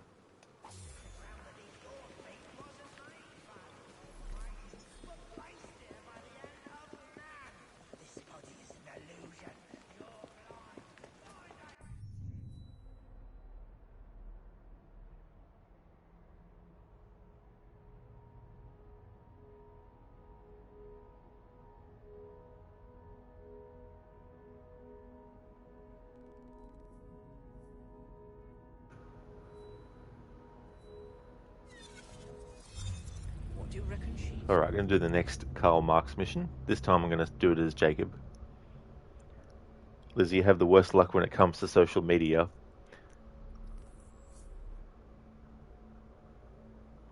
Yeah, that can definitely happen.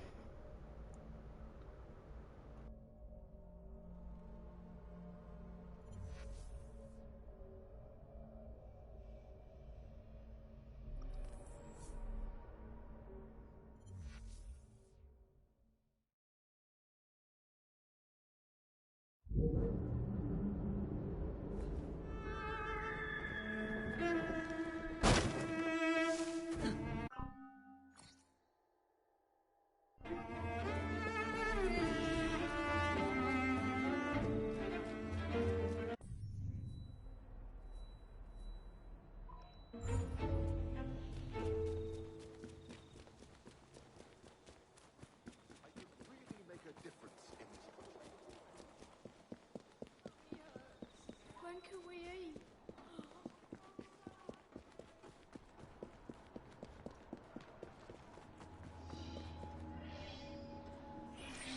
My poor friend, Frank Morris. His son dropped dead of exhaustion after finishing an 18-hour shift.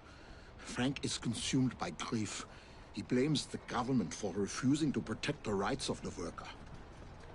I can't blame him for his rage, but I fear his actions have gone too far. He plans to steal a shipment of nitroglycerin and use it to attack the Houses of Parliament. Killing people and destroying property solves nothing. Democracy is the only road to socialism. Please, stop him before he gets himself or anyone else killed. I expect he's on his way into the city of London now.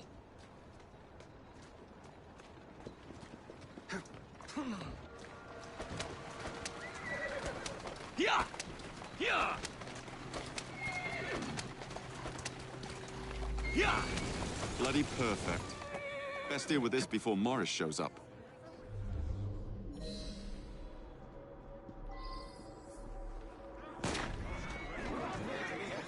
Get somewhere safe. What in hell? Who are you? Mark sent me. Now please, be quiet. You tell Mark that I don't need his help, or yours. That's the way. What do you expect me to do? Even a dog will bite if kicked once too often. I don't like being told what to do.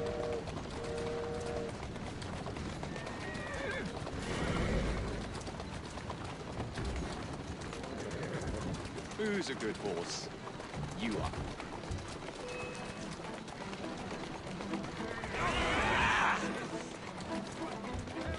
Easy does it.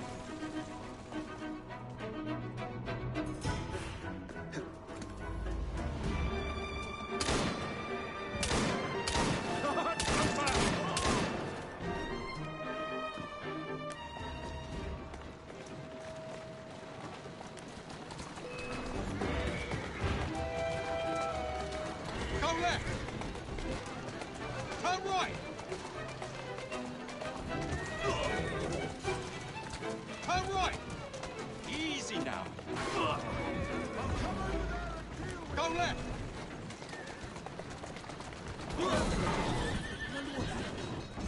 Go left. Steady! Steady!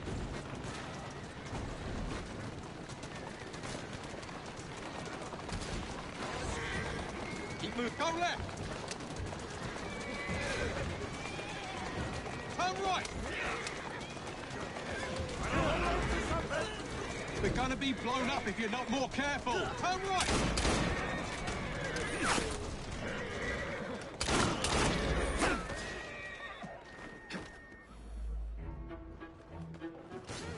Doing fine, girl.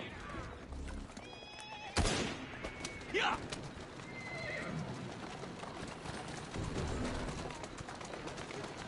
What do you think you're doing? Whoa! Up there!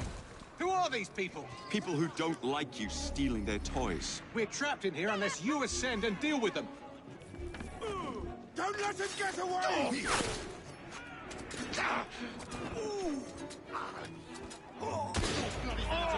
Just another worthless cur!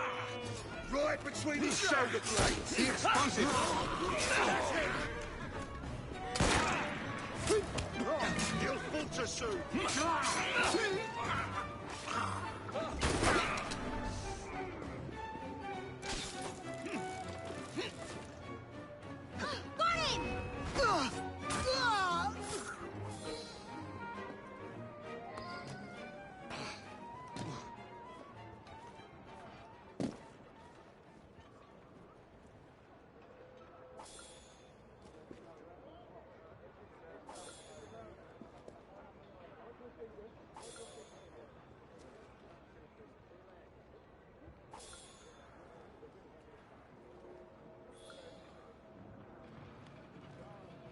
They got the nitro back. That must please you. Not even close.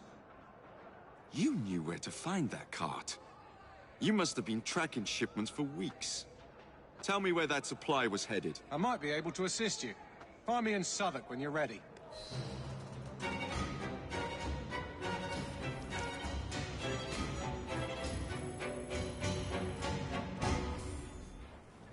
I think this person's asleep.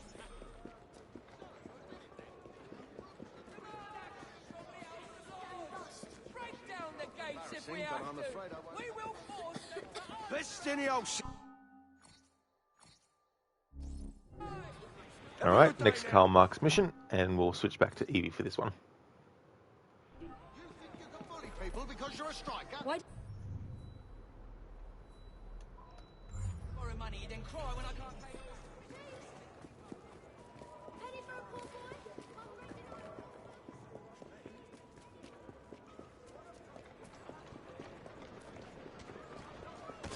is no place for someone like me. Oh God! You don't understand. Who's she hiding from?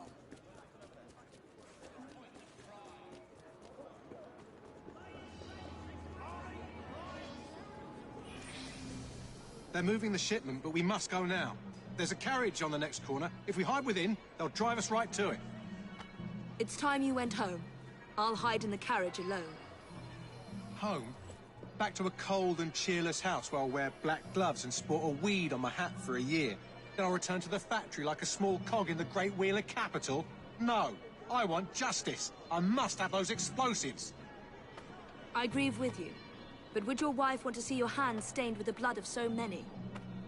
I am trying to build a better world, to ensure that no one suffers what my son did. Pray tell me, friend, how much blood do you consider that to be worth?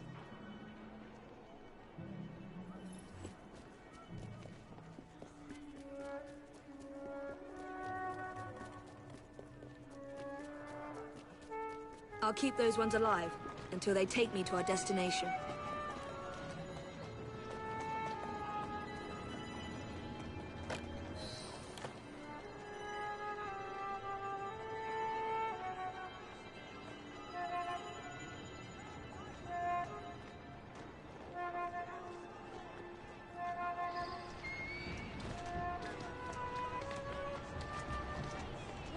Well, they'll never get hold of it now. Bleeding anarchists. Couldn't organise a piss-up in a brewery.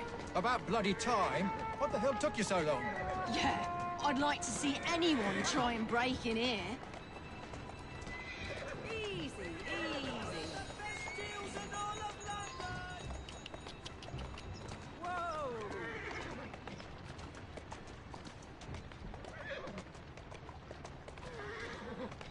Easy, easy.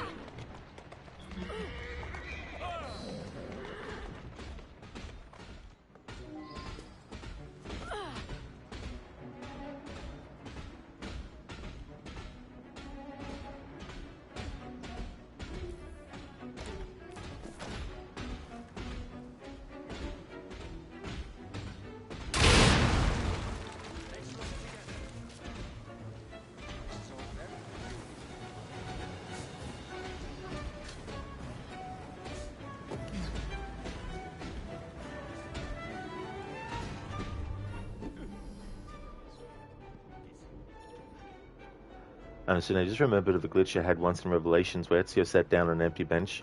Do you think the idea of escaping fights by blending funny in general, like, hello, heavily armed hooded man, did you happen to see where a heavily armed hooded man ran off to? Yeah. I mean, it makes more sense if there's like 20 people all bunched up in a crowd, that if the assassin went into that crowd, then yeah. But here's the thing, though.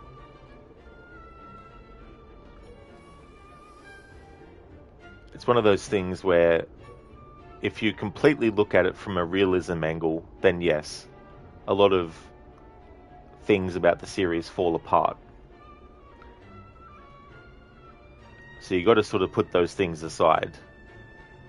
Because at the end of the day, it's just a video game mechanic to help explain why the assassin was able to get through the area without being detected, you know, and things like that.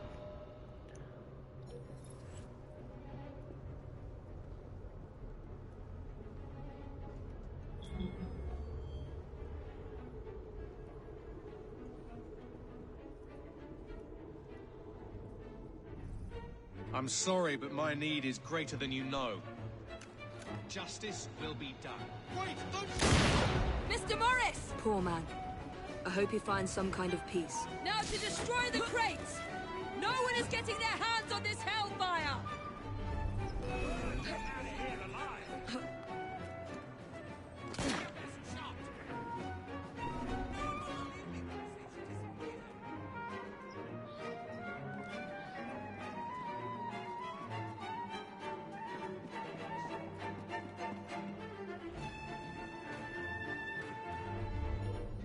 And so, like you said, you just find it funny, not complaining about it by any means. Oh yeah, it definitely is funny. Oh, I forgot to mention, it was funny, the two Templars, how they were like, couldn't couldn't organise a piss up in a brewery.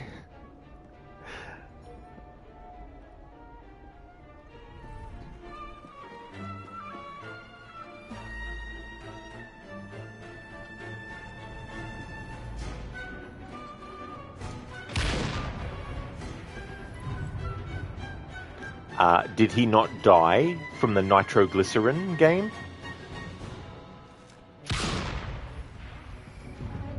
What? No. It shouldn't be doing that. It should be accepting that as a kill with the nitroglycerin. Fuck off. Don't fucking lie to me, game.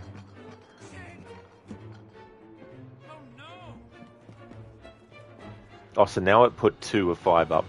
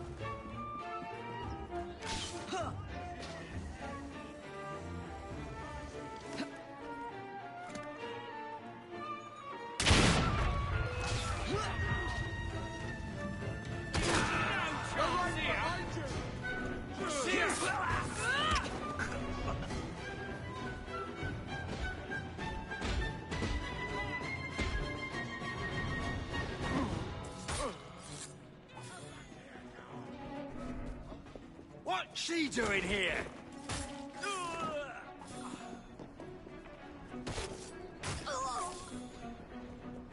Where did she go? Ha! Found you! What the hell? Get her!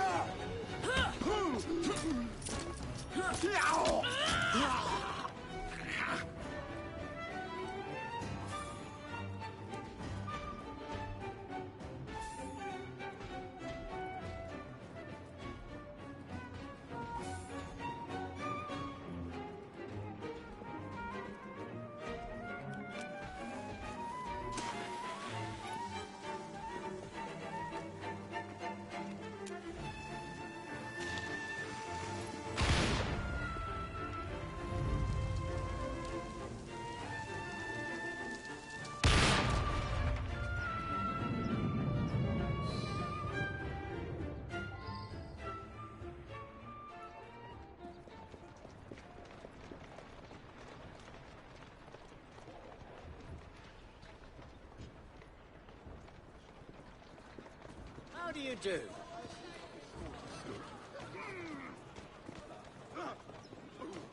Careful, you nitwit!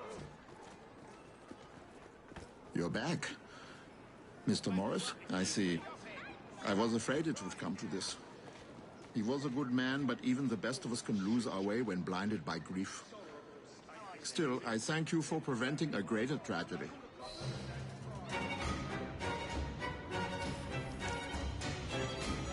Alright, so that was that one done.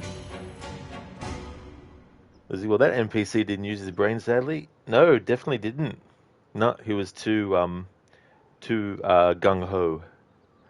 Mr. Epic, you thought of something funny when the NPC said, "Pray tell friend. I'm not your friend, buddy. I'm not your buddy guy. I'm not your guy friend. I'm not your friend pal." Yeah, that whole thing, yeah. Yeah, it's just funny chaining those together. Pardon me. Babs, you love when the game tells, when you tell the game to fuck off. Yeah, yeah, it's like, oh, I hate in games where you do something and you're doing it right, and you know you are, but the game isn't counting it straight away. Liz, you just get frustrated so easily these days. It's definitely understandable to get frustrated at stuff that is frustrating. Okay, so I think there's another Karl Marx mission.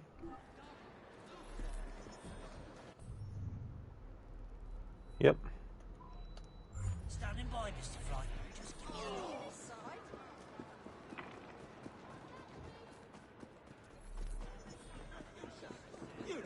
I know one's woman. Sorry, but you saw Babs, it's the first stage of Rod Rage. This is true.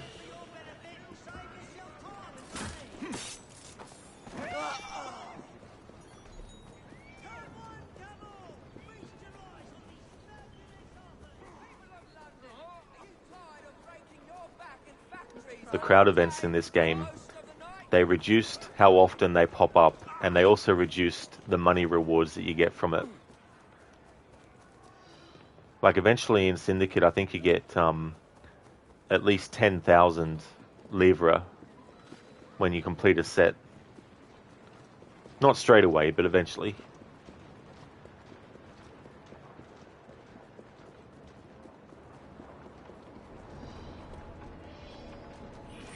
Corruption reigns here, I'm sure of it. The number of people injured by their machinery cannot be calculated, and yet the company continues to prosper. They must be stopped for the sake of the poor workers they abuse. If only we had some form of proof. There must be records of the accident somewhere inside, which would surely prove their malfeasance. I should think you'd need to find the foreman. But how you'd convince him to give you the reports? Perhaps if they think the factory's on fire, you might bluff your way past.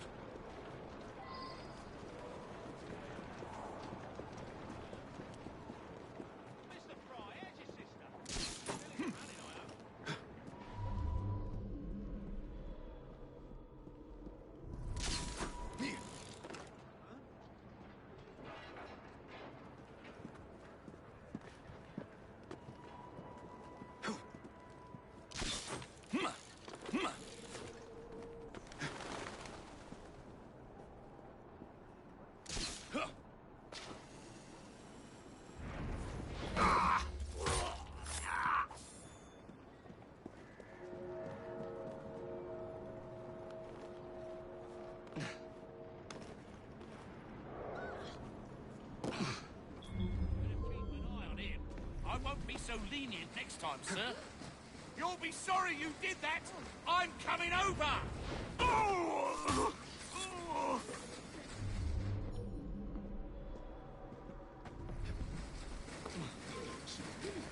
You're becoming a menace, son. I have ways of dealing with menaces. Some sort of strange performance artist. Start raving mad. I've seen him before. You're being paid for days when I'm...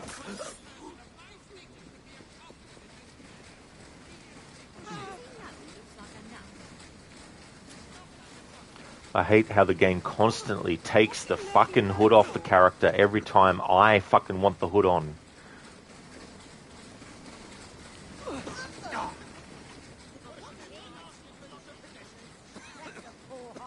There's some odd bods in this town.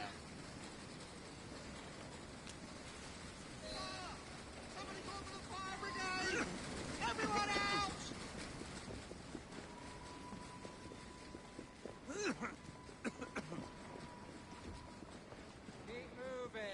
The whole place is going to burn! Get a fire engine here!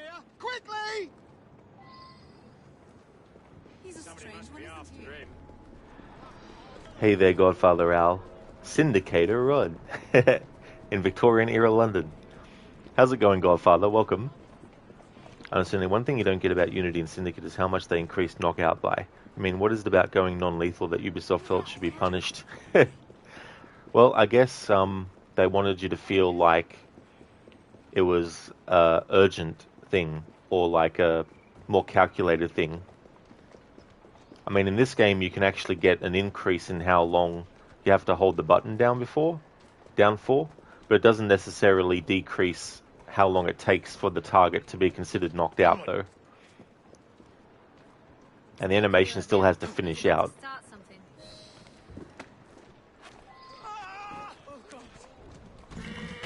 Seems to take 10 times as long as those two than the Kenway Saga. Yeah. I guess they wanted you to feel a sense of urgency in knocking the target out as opposed to killing them. Like if there's an enemy just about to turn around the corner to heighten the suspense of, oh shit. Whoa,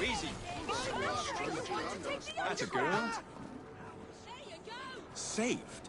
Are you daft? What about the reports? Your masters won't be happy if their accounts go up in smoke. There's a suspicious fella. Mother of God, you're right. Follow me, quickly.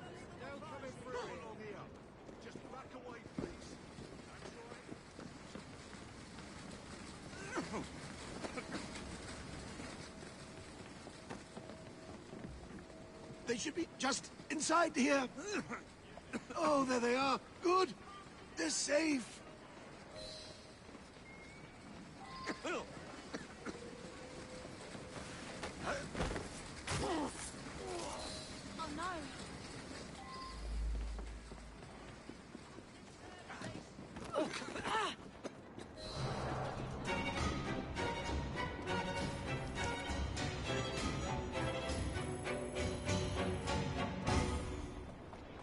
Alright. Switch back to Evie and do the next Karl Marx mission, which I think is the final one, finally.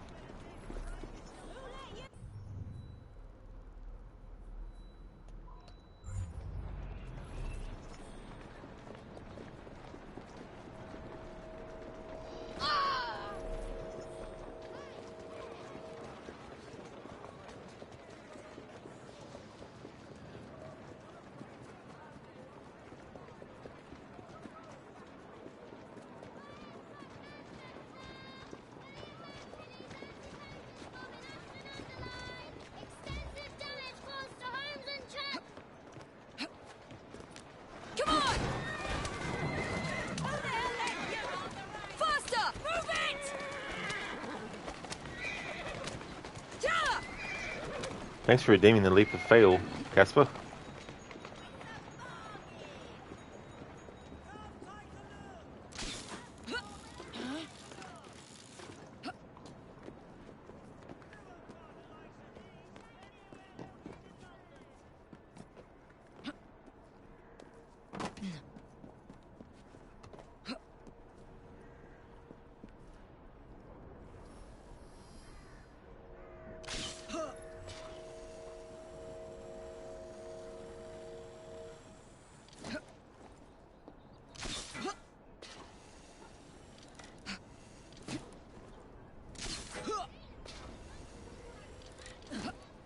And so now you think that makes sense. Tried to get rid of 2 guards using a smoke bomb, but turns out smoke bombs only allow enough coverage for 1 knockout.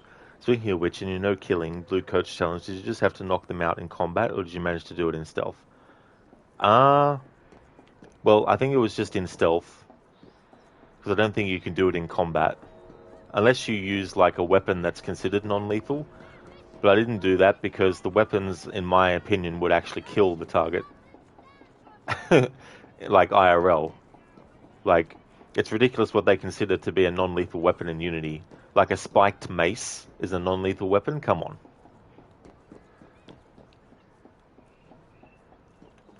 Come on, you silly mare.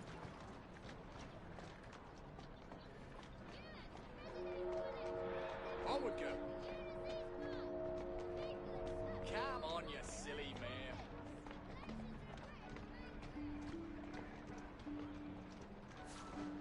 That's it, girl.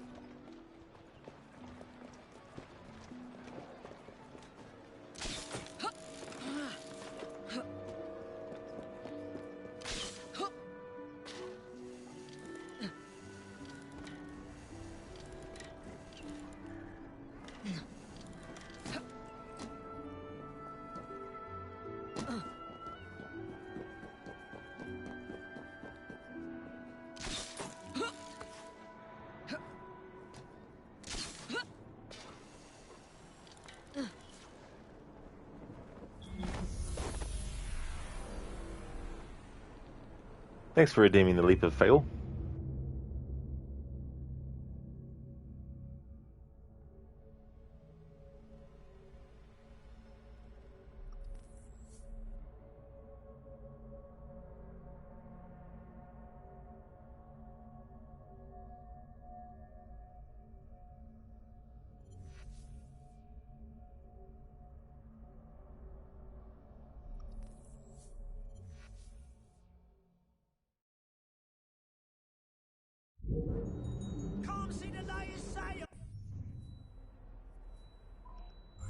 Hey there, Busted.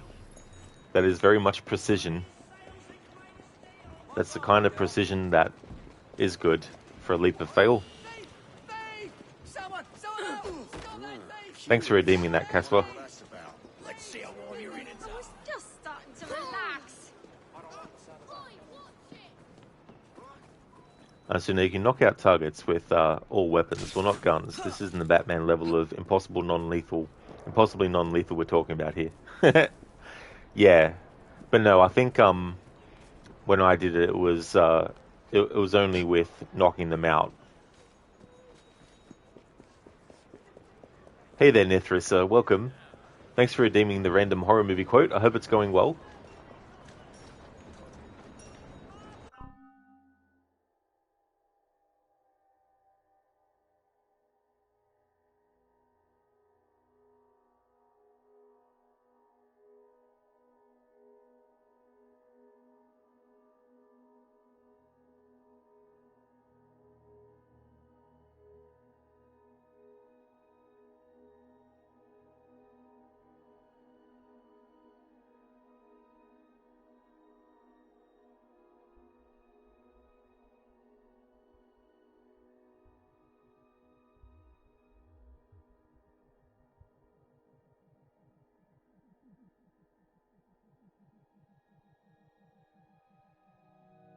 Okay, so I've got one.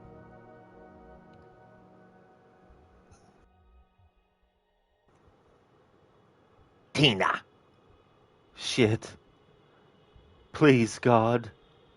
This is God. Thanks for redeeming that. That's from the original Nightmare on Elm Street.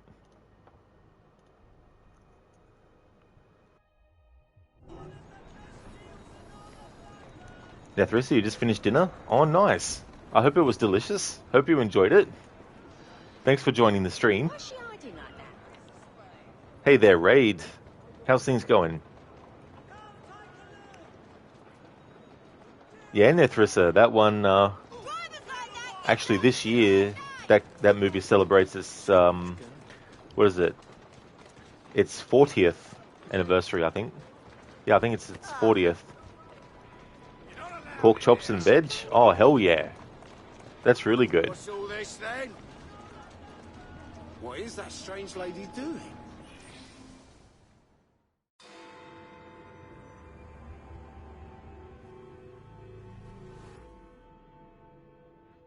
And I'll be forced to put you down.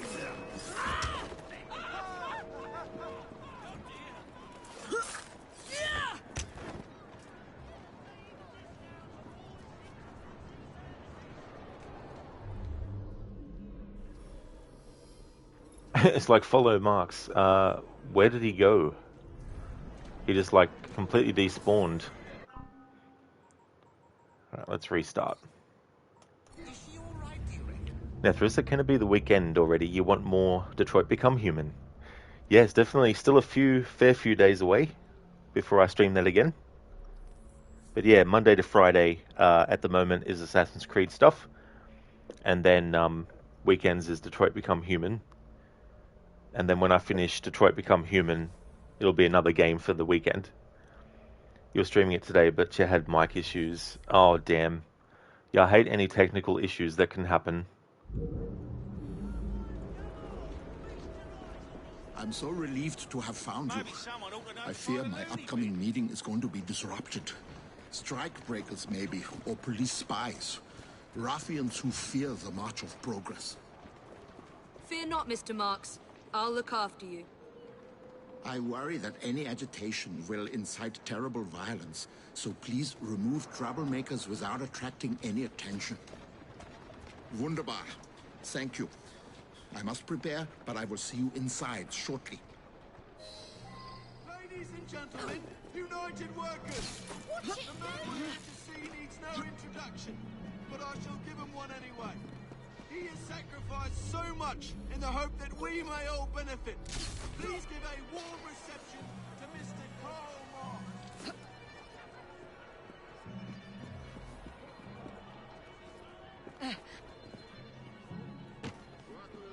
Comrades, thank you for your most generous welcome. I come before you today with Get off If you me! want Get to off! live, don't make a sound.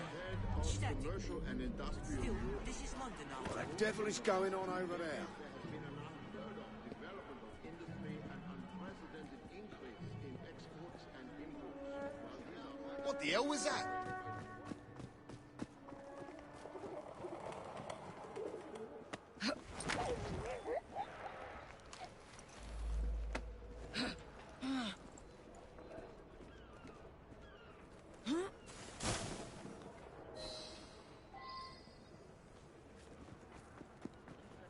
Machinery, no application of science to industry, no improvement of the means of communication, What's this colonies, no immigration, no opening out of new markets, no free trade, and not We're going to take a walk, you and I.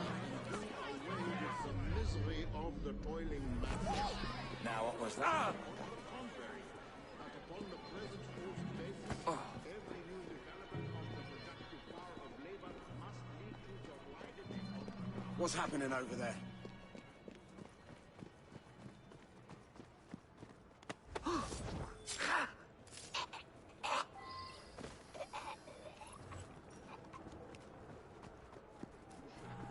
in London, the capital of the British Empire.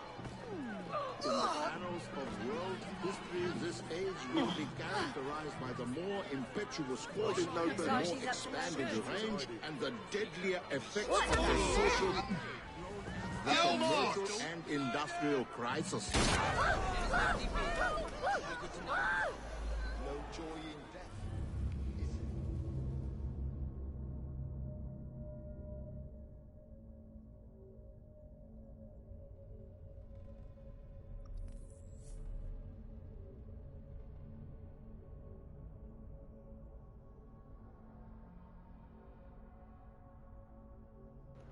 Rage, you spent a good chunk of time today working on that mod.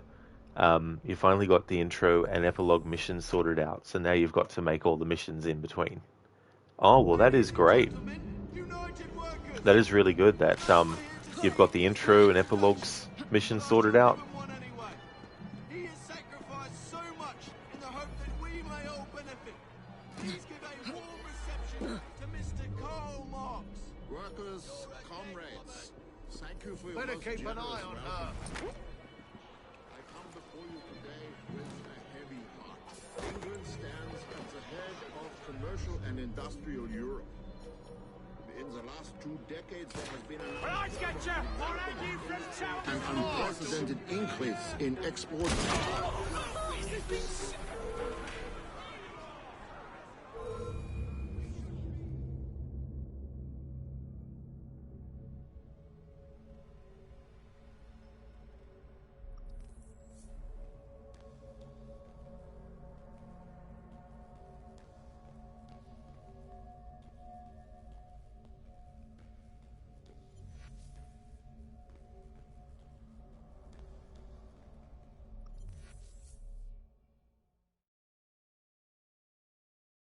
Ladies and gentlemen, United Workers! The man we're here to see needs no introduction, but I shall give him one anyway.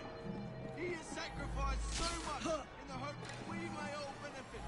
Please give a warm reception to Mr. Karl Marx. Workers, comrades, thank you for your most generous welcome. I come before you today with a heavy heart. England stands at the head. Get off me! It'll be your last. In the last 2 decades, there has been an unheard of development of industry and unprecedented increase in exports and imports. Well, these are facts to be celebrated by the cooperative classes.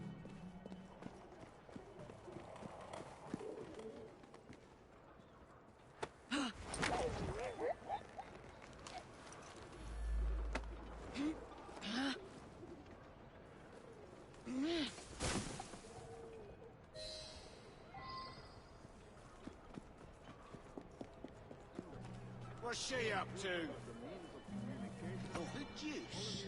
No immigration, no opening out of new markets, no free trade, and not all these things efforts put together can do away with the misery of the toiling.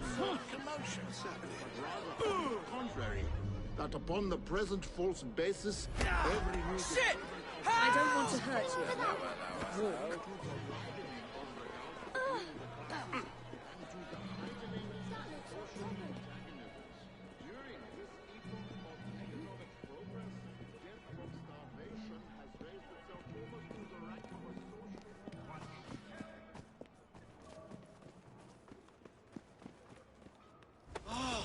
Walk.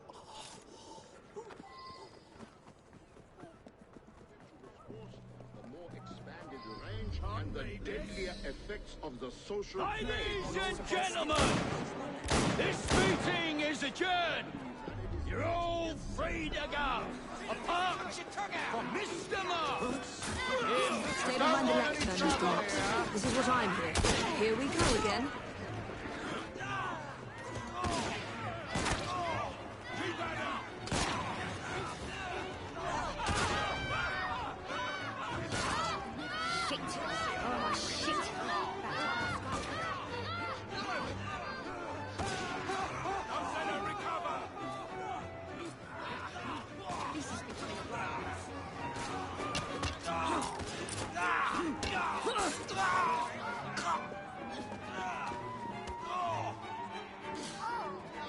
Someone get her from behind!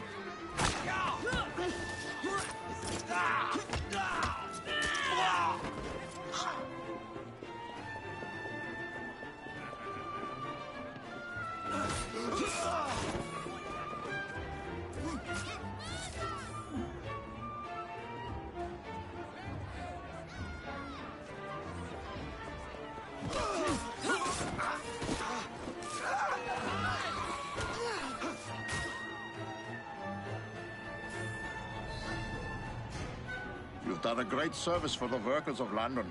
I'm confident the reforms we seek cannot be far over the horizon. I don't suppose you'd formally join the Workers' Party? I'm not much for politics. He's not much for anything that requires deep thought. Does that mean you'll join, Comrade Evie? I'm afraid I have other responsibilities. Honorary memberships, perhaps. You don't give up, do you? We seem to have that in common.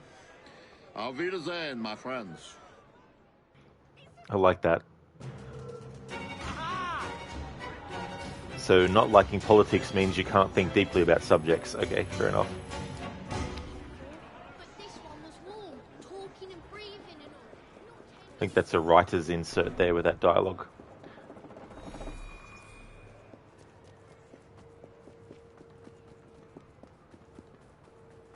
Okay, so we got those out of the road. They're done and dusted. The Karl Marx memories.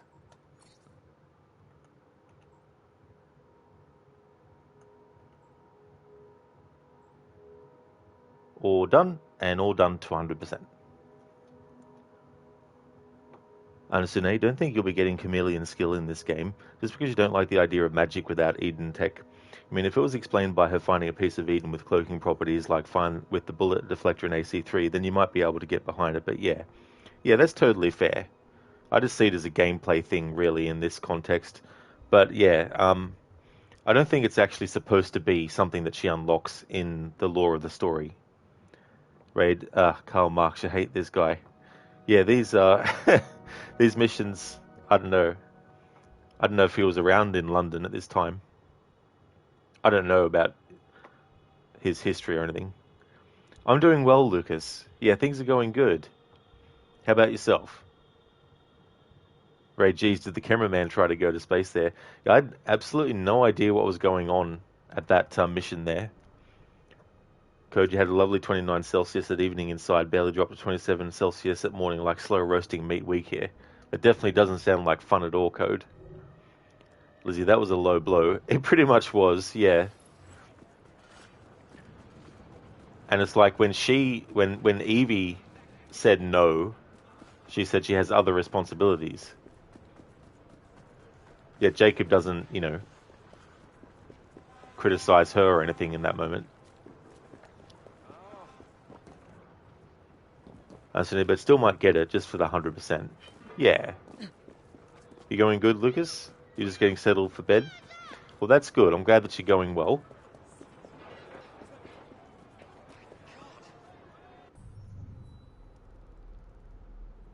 Okay, so it's time to go back now to collecting Helix glitches, and we're going to work on getting the ones that are in or on the Thames.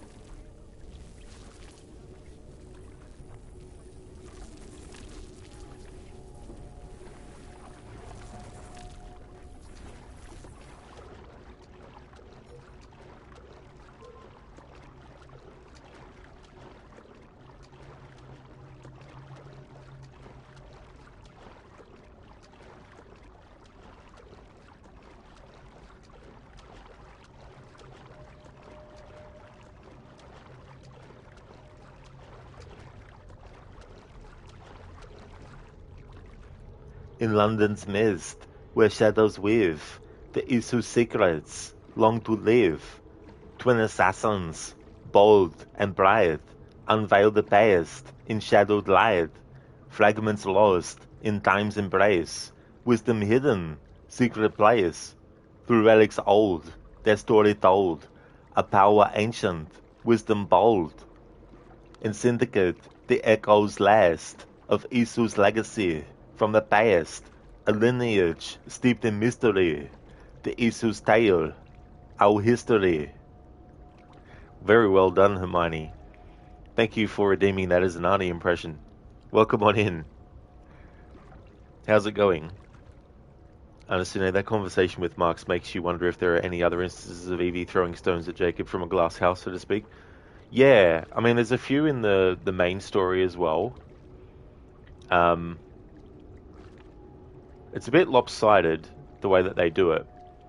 because the only thing that Evie really gets wrong as a character is thinking that she can't be romantically involved with Henry Green, because she takes what her father, in his grief about losing his wife, had said to Evie, which was, you know, you can't let personal feelings get in the way of being an assassin, basically.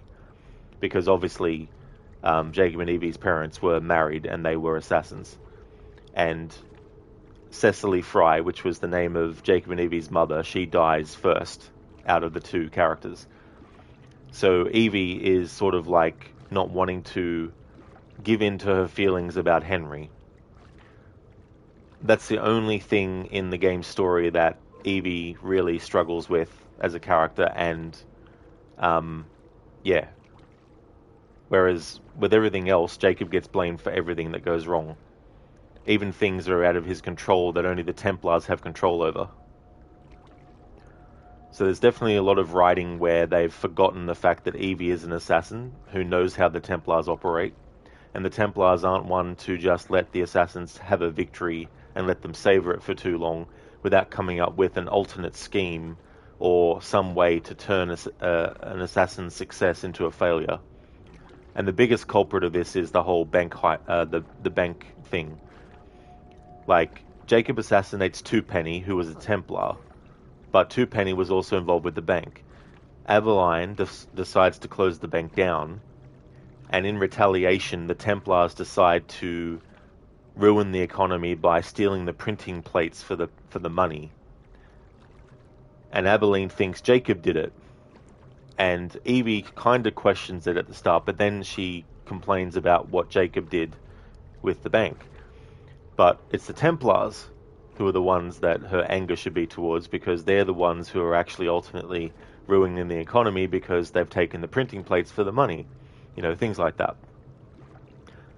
Hermione, that was Chat GPT with the prompt, write a short poem about Assassin's Creed Syndicate with a focus on Isu lore.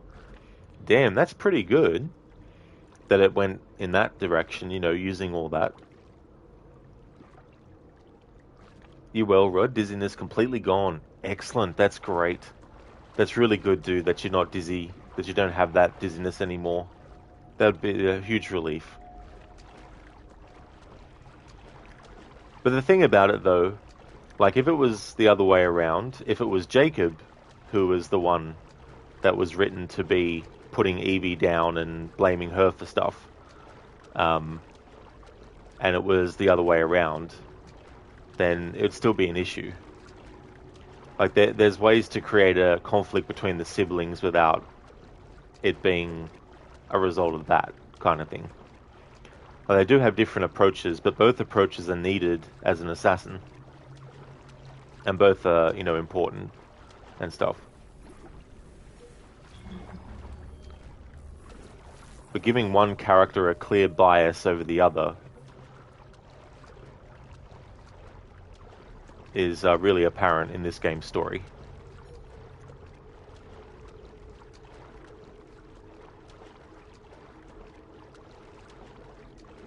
And so now you don't mind her blaming Jacob, just the idea that she never stops doing that, so you're not a fan of. In other words, you wouldn't mind if it were for the purpose of character progression.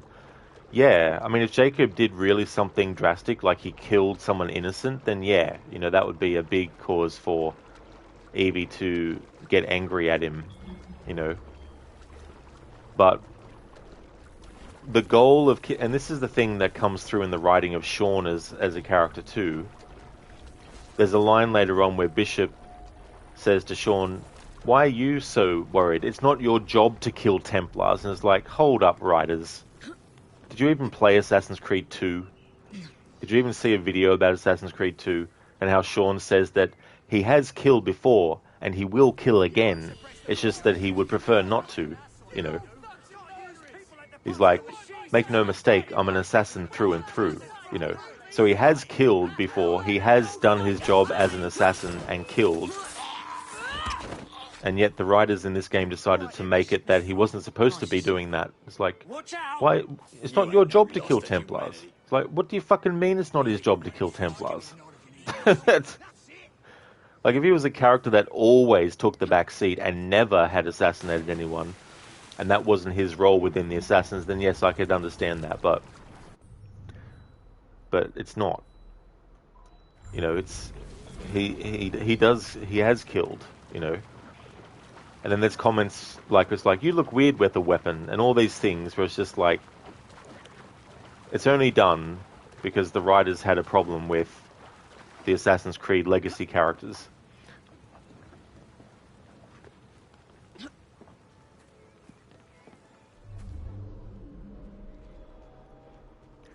Hermione, yeah, ChatGPT amazes you at times. Sometimes it's crap, though, especially at math. That's so funny. Thinking that AI would be bad at math.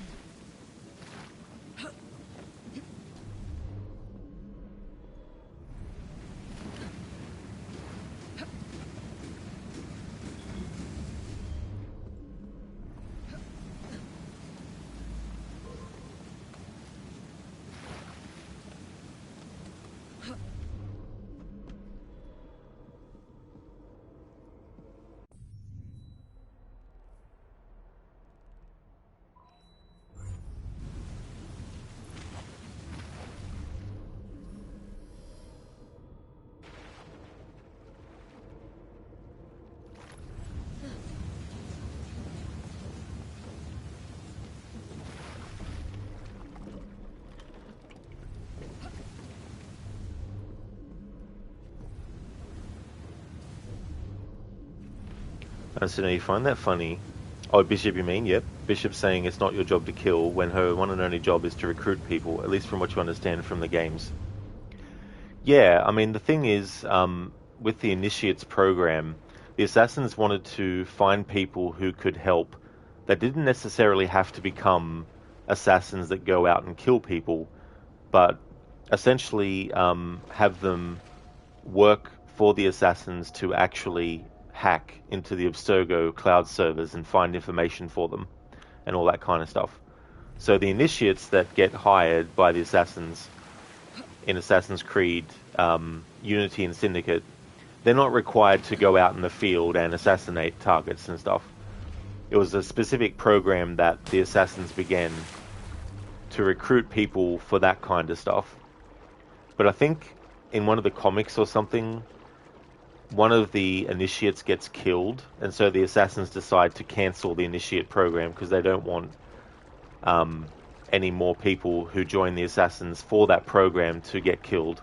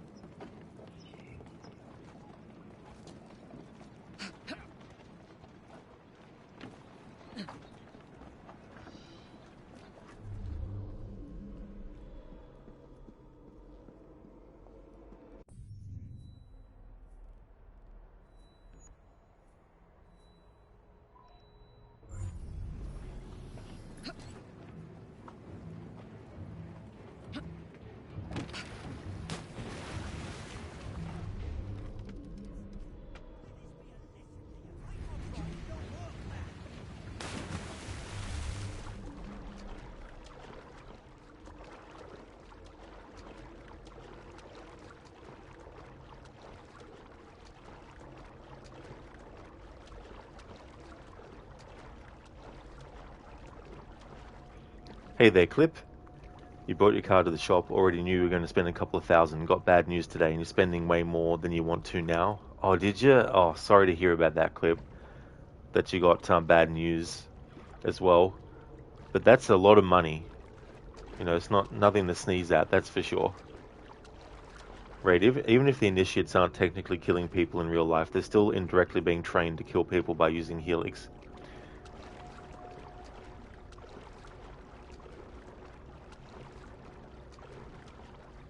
Unless they are physically compromised by where they are, and then they have to, like, in their defense, they have to kill.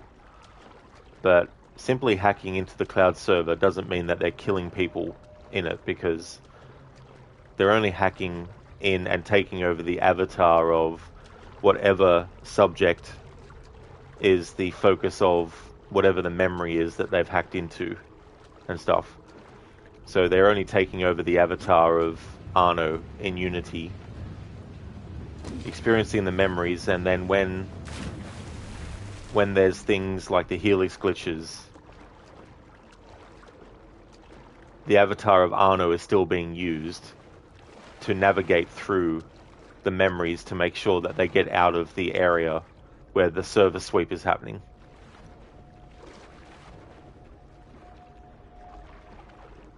I think Sean says something about, they could, like, have to be careful that they don't, get hippocampal shock or something from the server sweep.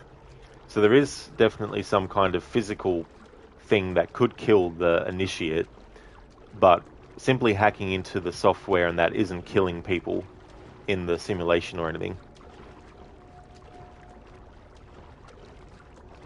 Hey there, Bido. Welcome on in. Hello there to you. Hope it's going well. Clip $5,000 kind of throws a wrench in your road trip. Holy fucking shit, that is a lot. $5,000. Damn.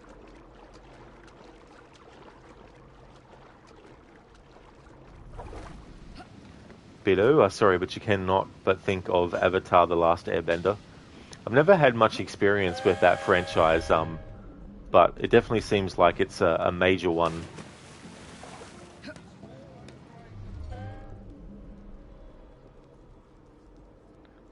So it's the trans-clutch diff and taxes. There's always that, isn't there? Like the taxes. That can definitely be a big money sink.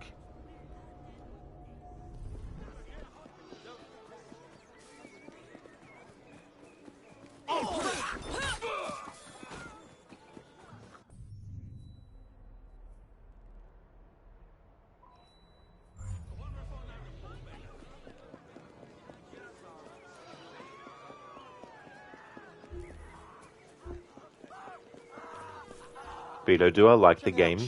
I'm not really into, like, anime stuff, so I've never actually watched The Last Airbender or know much about it.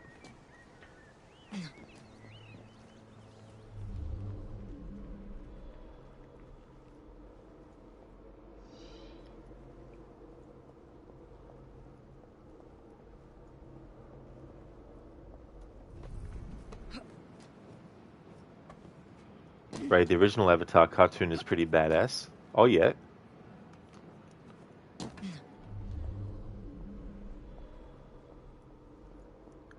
Anasune, speaking of hacking, you like the modern day connection between Black Flag Rogue and Unity, or at least you think it's a connection. Black Flag protagonist hacks all the servers and whatnot to give access to Sean, and then Sean activates a shutdown and all that, which he mentions in Unity. Probably just coincidental, though. Oh, that could be. Yeah, I don't know about that specific connection, but you're definitely right. In Black Flag, the character that is in the present-day protagonist is hacking into stuff. But they don't get... You don't know who that is, though. But it's supposed to be you as the player. Oh, sorry. Sorry, Beto, you mean this game. I do. Yeah, I do like this game. Yeah, I do have some issues with it, but overall I think it's a really good Assassin's Creed game. It's probably not one of the best ones, but it's definitely not a terrible one or anything.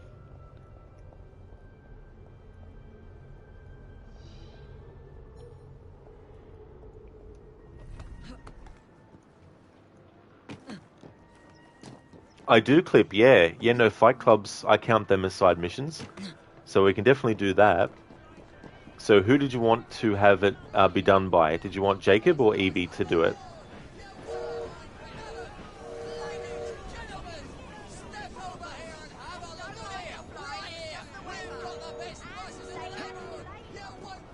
Evie clip? Excellent, no problem at all. can definitely do that. So Westminster and the Fight Club there, which is over there. So I'll fast travel here. Thanks for redeeming that. So they're better than tearing a hole in the plot by trying to wedge in someone who shouldn't be there, like Hatham, for example. Well, I mean, Hatham works. Like, he fits in well, how they put him into the story. Well, I never watched Avatar either, but you did watch a little bit at the beginning of the new live-action one. The special effects are amazing. Yeah, I never saw any of that either, as well. Beto, your favourite Assassin's Creed character is Crawford Starrick. He's definitely an interesting villain. His scene with, what's his name? I can't remember the guy's name now. With the hair. Lord Cardigan, that's him. Lord Cardigan. That scene with Starrick and Lord Cardigan. How he threatens Lord Cardigan. That one's pretty good.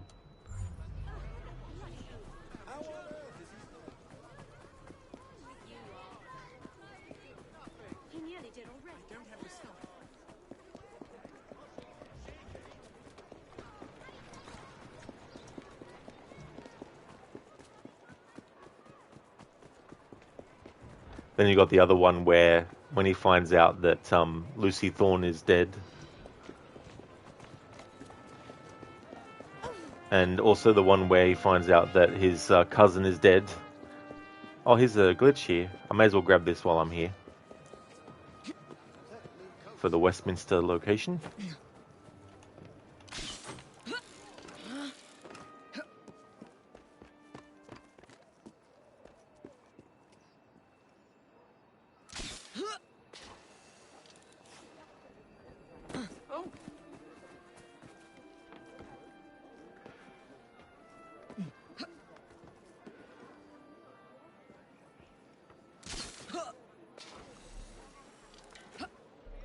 Do you think it's a crime?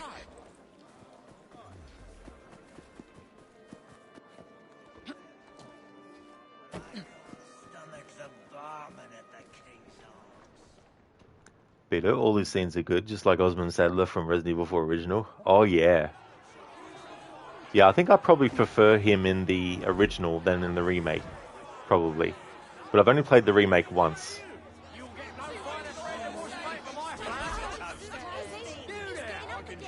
Honestly, he thought Hatham didn't fit in Rogue because of how his life was already completely written. Well, from his side of things, I think he fit in okay in the whole Rogue timeline. It's just Shay is a different story, though. I knew you'd come. Good luck in there. Not that you'll need it. Come, sir.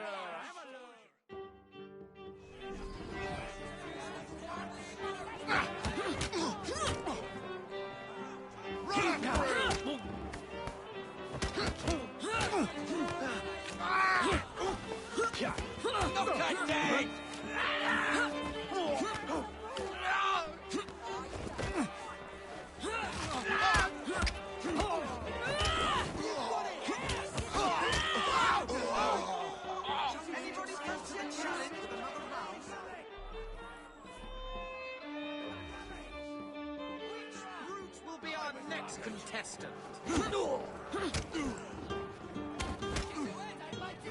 Make sure she can't walk away! You can do better than that!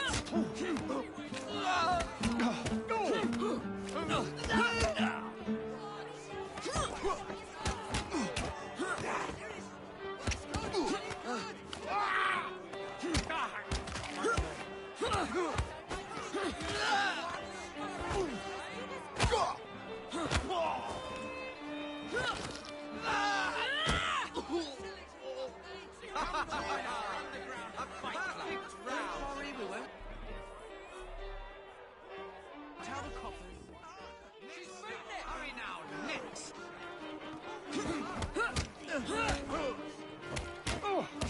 Pressure, come on!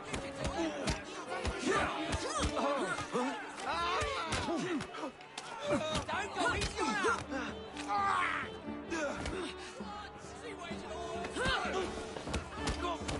Shield flash!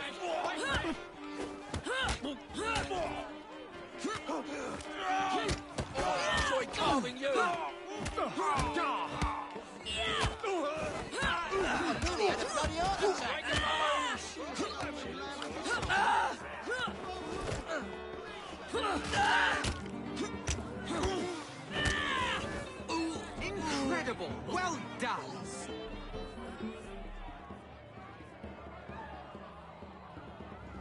Peter, what's your favorite character in Assassin's Creed? That's actually a really tough one, because there's so many I like, and I can't really decide what order to put them in as well. Hermione, Evie kicking ass. Absolutely. Casper Bayek, he's a great character. Absolutely.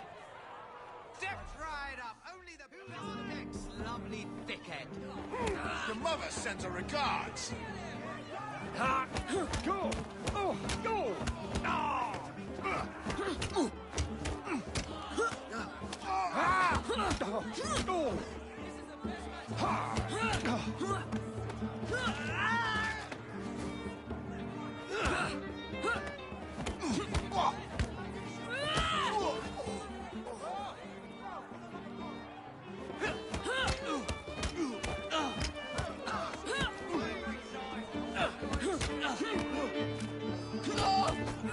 Incredible! Well done!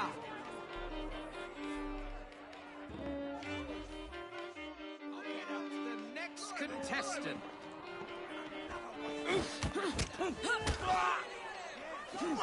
She's quick! You gotta overpower her!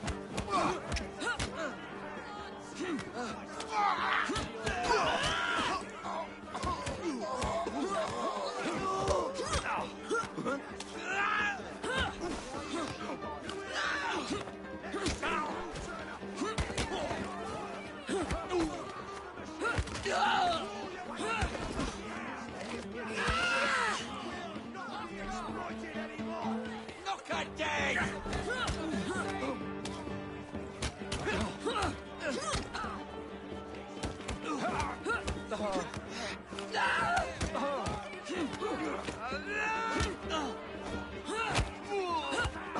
Someone get her from behind!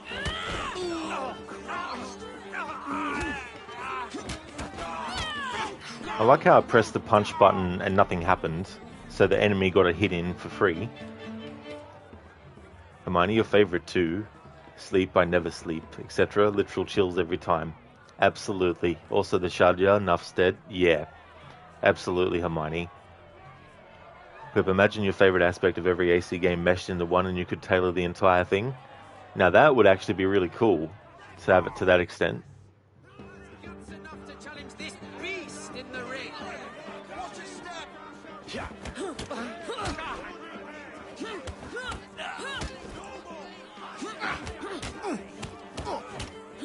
She's over the guard!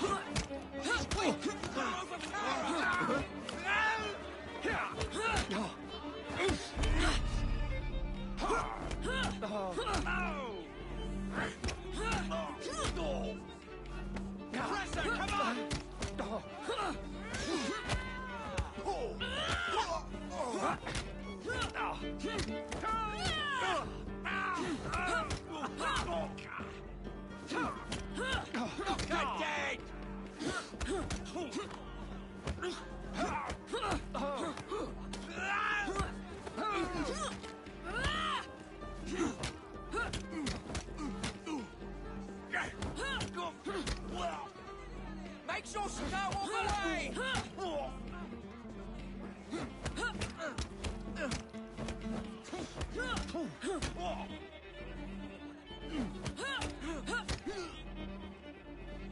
Slice of throat! This is your last bout! Enjoy!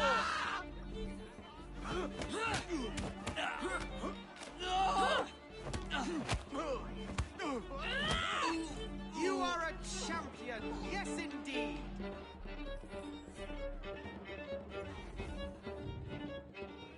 This will be our next contestant. Easy enough!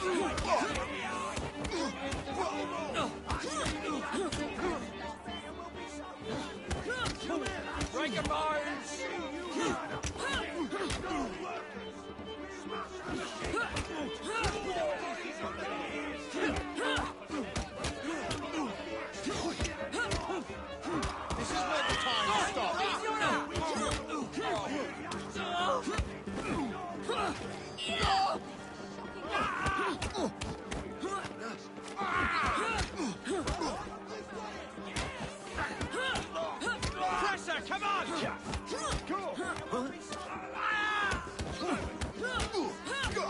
Run her through!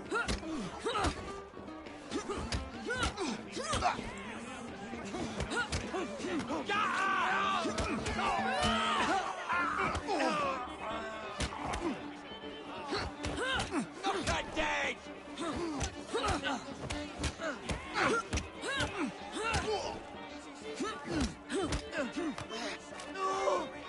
Let's go, let's go! Shield flag, wait for it!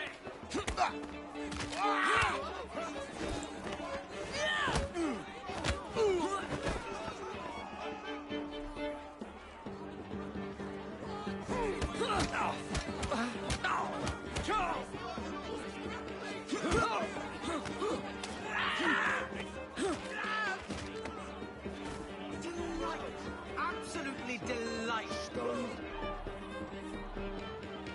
Thanks for redeeming that, Babs. That's true, Raid. Edward is really cool.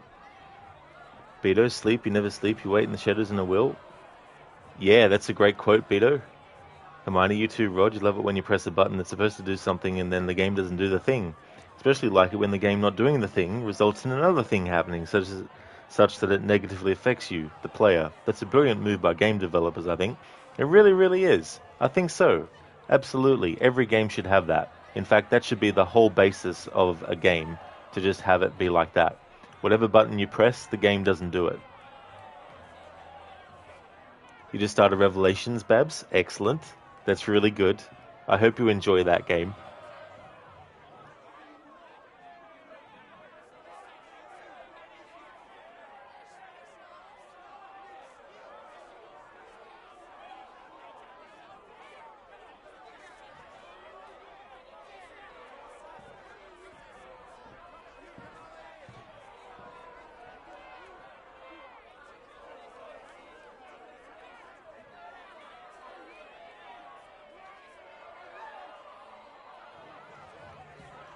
Okay, so I've got one. You'd raise a cloud here, you lout. You're sitting on enough gunpowder to blow New Providence off its rocks. Lay off me, mate. I'm well chafed. That's from Assassin's Creed Black Flag. That's Charles Vane getting angry at Jack Rackham because Jack Rackham is smoking a pipe on top of gunpowder. Thanks for redeeming that, Babs.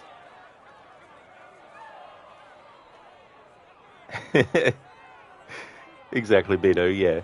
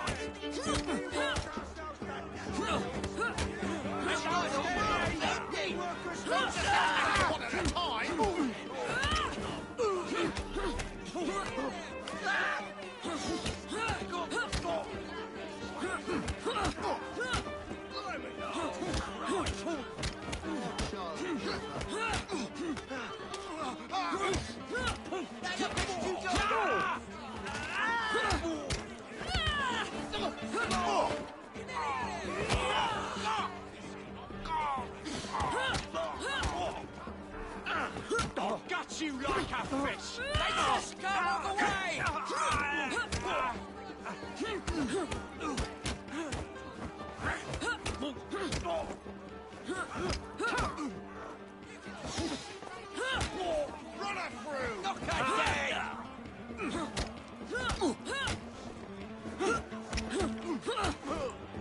Break her bones!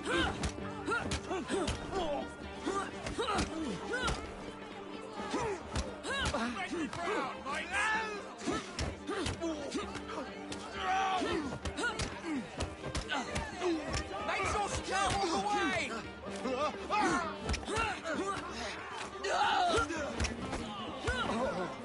Don't you die one at a time!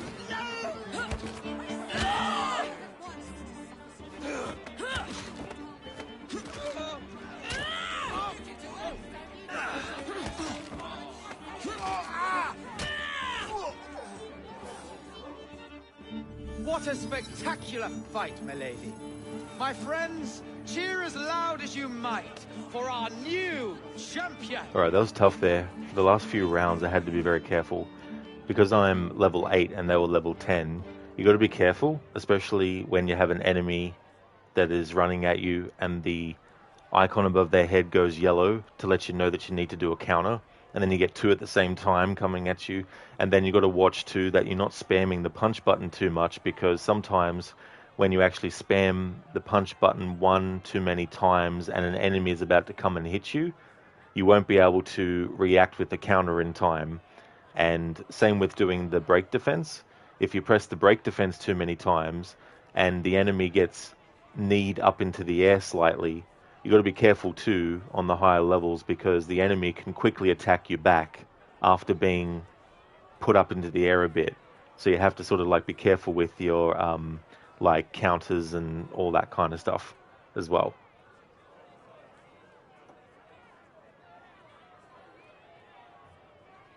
Babs, oh Jack, that's right. That's one of my favourite moments in Black Flag, where he's just sitting on the gunpowder smoking, and Vane's like, "You raise a cloud here, you know."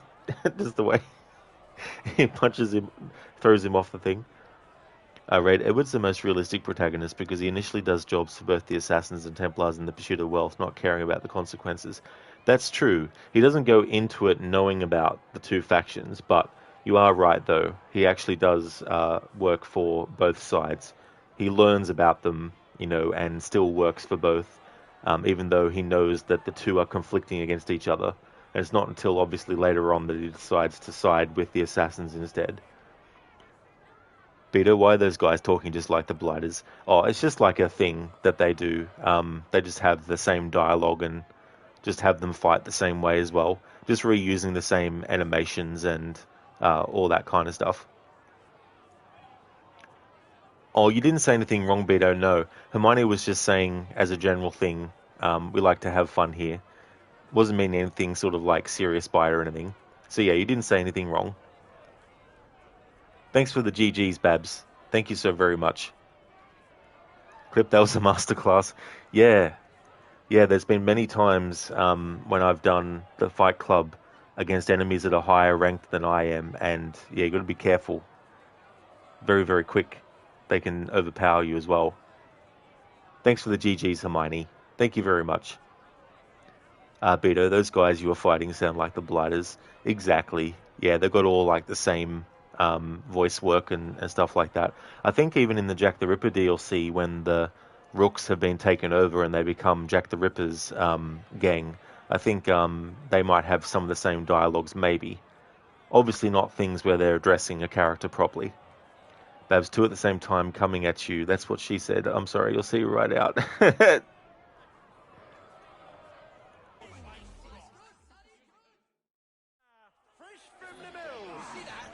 So there we go. That was that Fight Club done. And thank you very much for redeeming to do a side mission as Jacob or Evie.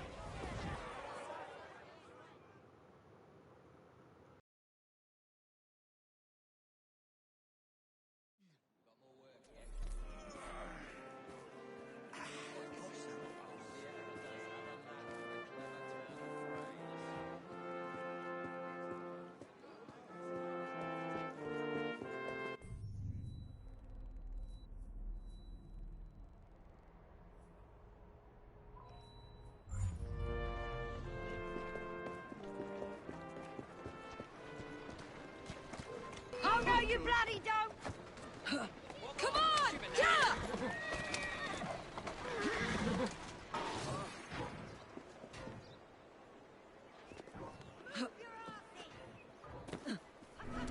Oh yeah, Beto. Yeah, Robert Topping, he's pretty cool too.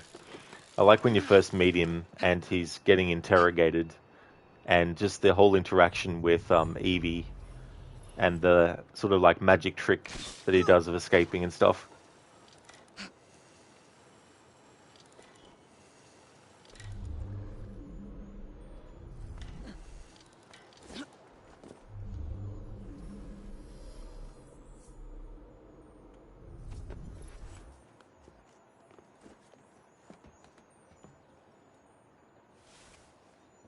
He is funny. Oh yeah. Plus what he dresses like too.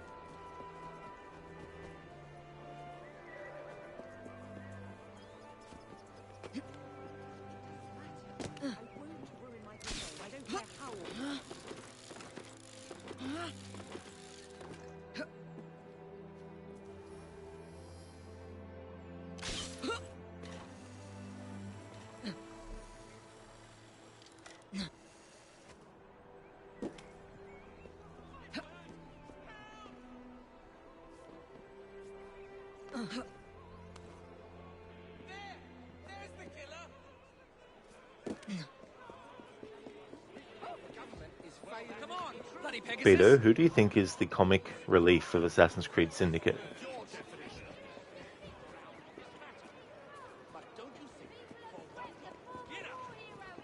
Well, I would definitely put Robert Topping in that category.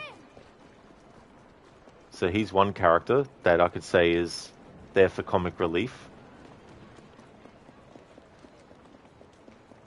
Although he's not really prominent much in the main story, like he's not someone that you have a lot of interactions with. Alexander Graham Bell, I'd probably put him in that category as well. Good morning, Theory of Cake. How's things going for you?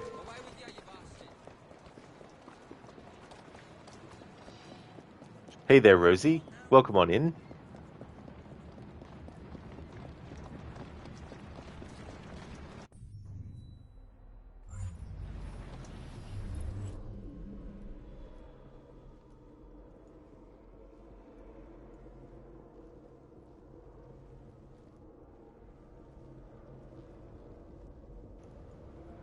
You going well, Theory? That's excellent. I'm glad to hear that you're doing well. Beto, oh yeah, he's also have funny dialogue. He does. Oh yeah. I like the mission too, where he says the different fruits to give you the code word to know when to throw one of the voltaic bombs. Oh, nice, Theory. You finished Mirage last night.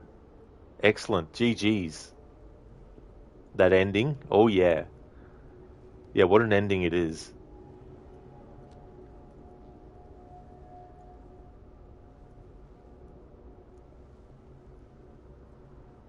Rosie, spoil it for you? No. There's actually someone who's watching who might still be playing it.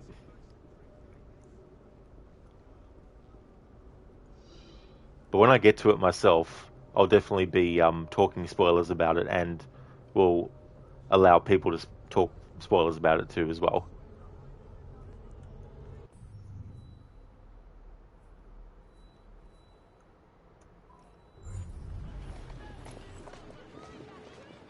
Clip, you earn $1 for every 100 you spend on an old credit card. Man, I swear the rates were better than that when the account was less than a year old. Might have to get a new one.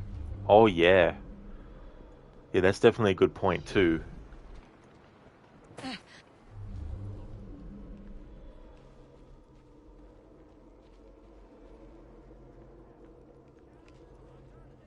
about the highest quality goods. Well, look for yourself.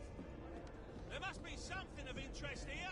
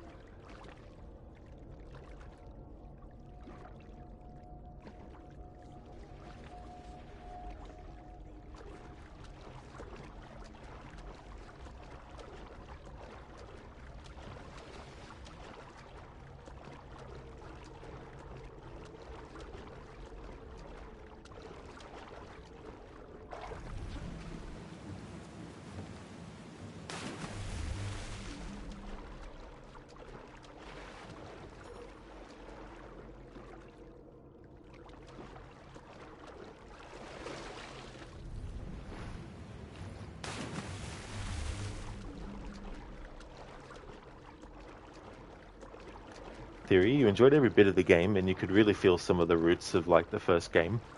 There's definitely a lot of homages to the earlier games in the series with things like the wanted posters. Although it is funny though, because all the wanted posters in Mirage are on ground level, which is, you know, funny considering in the earlier games sometimes you'd get a wanted poster up high where no civilian could ever see it.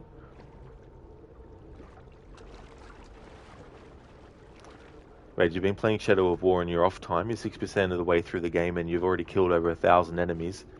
You imagine it'll be around 20,000 by the time you're done. That's definitely a lot. Like, holy shit. I haven't played those games, but I've seen some of them being played though. It was interesting, the whole Nemesis system. Beto Res Mendez, thank you so very much for the follow. Thank you for that.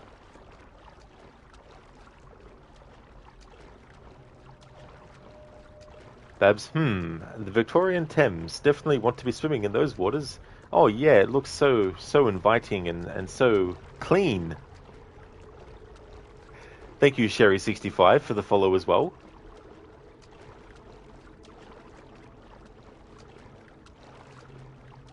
The reason I'm swimming slowly is because if I actually hold down the button to swim faster, Eagle Vision stops.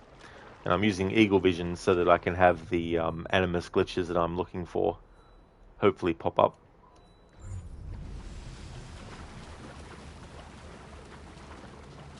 That's definitely not an open sewer at all. Oh, definitely not. I mean, the only reason it looks like brown is because it's chocolate. Ask Augustus Gloop, he'll tell you.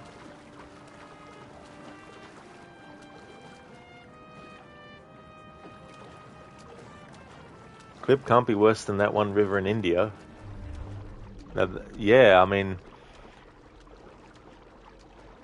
some rivers, I guess, they're just not meant for swimming in.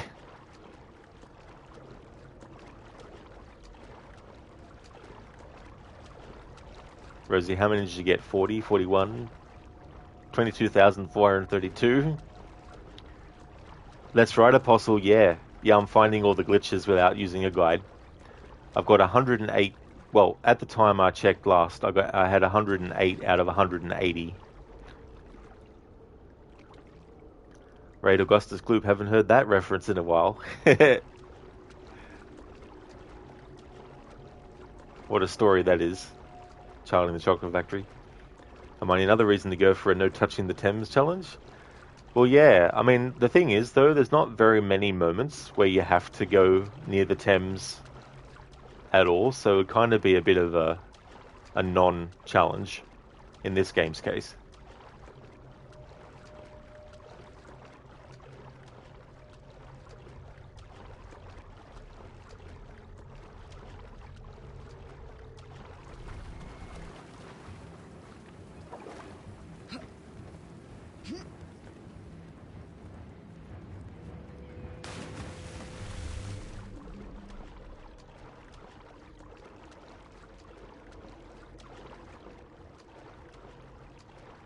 Isaac Clip, the Ganges River. Apparently it's unsafe for foreigners to swim in, is it? Oh, okay, so that's in India. Yeah, I didn't actually realise which one you were referring to. There, you like the investigations part of AC Mirage. Yeah, that's true. Yeah, they had that, how they structured the missions. Clip, apparently it's unsafe for whatever that means. No idea, to be honest. I don't know much about the Ganges River. It's like, do you mind? Evie's trying to swim here.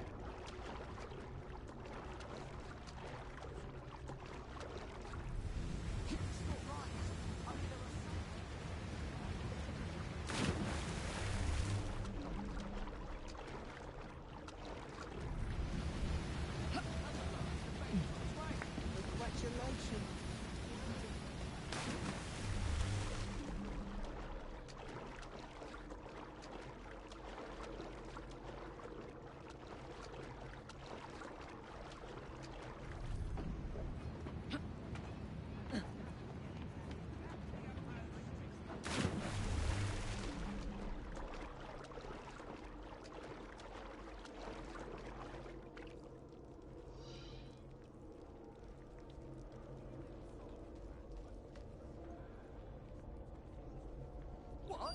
Thief! Thief! Someone help! Come What's on, going on, give it thief? here. It's not Someone worth help prison. me! Will do. I really appreciate it. She's I really appreciate it.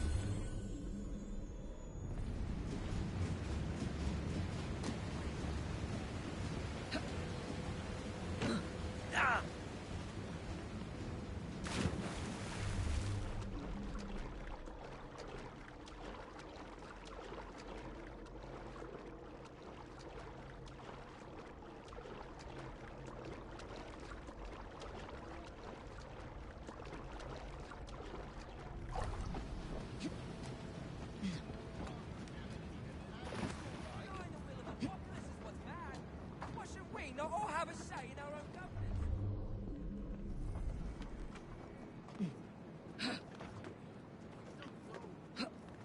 But we will be all right.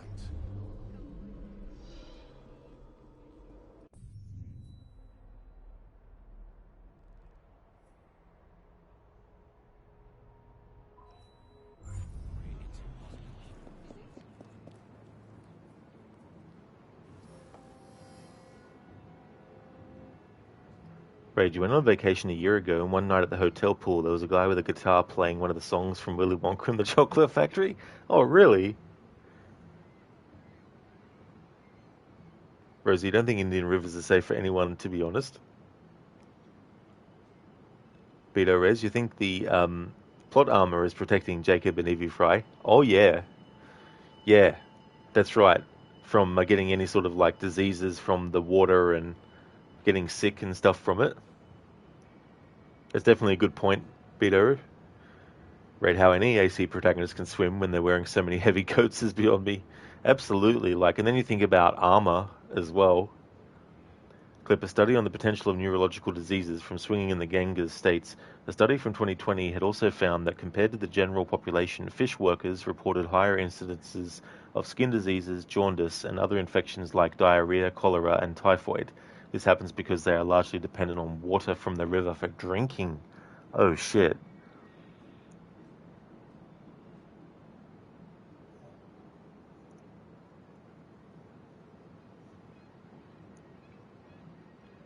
Hermione. Oh, hey, the game did the thing again with the buttons. It did. You gotta love that when that happens. It happens often too with this game with the parkour up and the parkour down. There's some things that you can use the parkour up on that you could do in Unity, and then there's some things that you can't do it with in this game, even though you're doing it on the same kind of thing. It's very, very weird. Clip, actually, take all of it back. It's not the Gengars you should be worried about, it's the Gengar. It is estimated that over 100,000 bodies are cremated or immersed in the Gengars every year. As a result, the river water contains high levels of bacteria and viruses from decomposing bodies, making it extremely dangerous for bathing. Oh, shit. Oh, yeah. They'd be like, no. Okay, what I'm going to do is do one more pass over the Thames, and then I'm going to end the stream and take a break. So just go along here and see if a helix glitch appears. It'll make it easier to remember where I'm up to as well in this process by ending the stream when we're up to this bridge.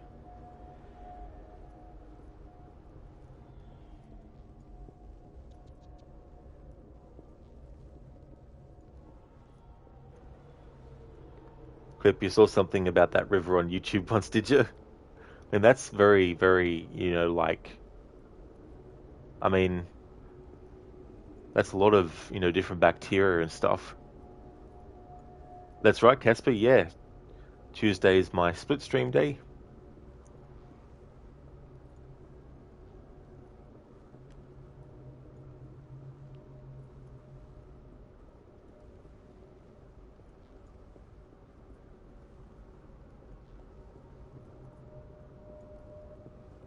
Beto, in the year 100 AG, AG, Phoenix King Uzziah lost his bending. Oh, is that in Avatar? Theory, what are you trying to do? Oh, so there's these helix glitches that are part of the collectibles for 100%, and you can actually make them appear on the map when you're in Eagle Vision mode. But the problem with this game is when you run, or hold the button down that runs when you're on like a cart or anything like that, it actually turns Eagle Vision off. So you have to keep on going off and then on to go fast and stuff. There's also a carriage method that I can use, but it's not really that good to use on the actual Thames River part because there's so many different bridges and strips that I need to go through. So I just thought I'd try that way. Now I'll just go on this side of the bridge.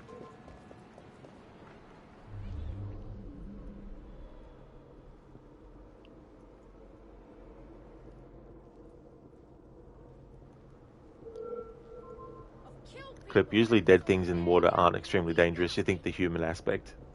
It's immune vulnerability. Okay. Still, I definitely wouldn't want to go drinking from those kinds of waters. Oh yeah, Beto, so it is from that. Cool.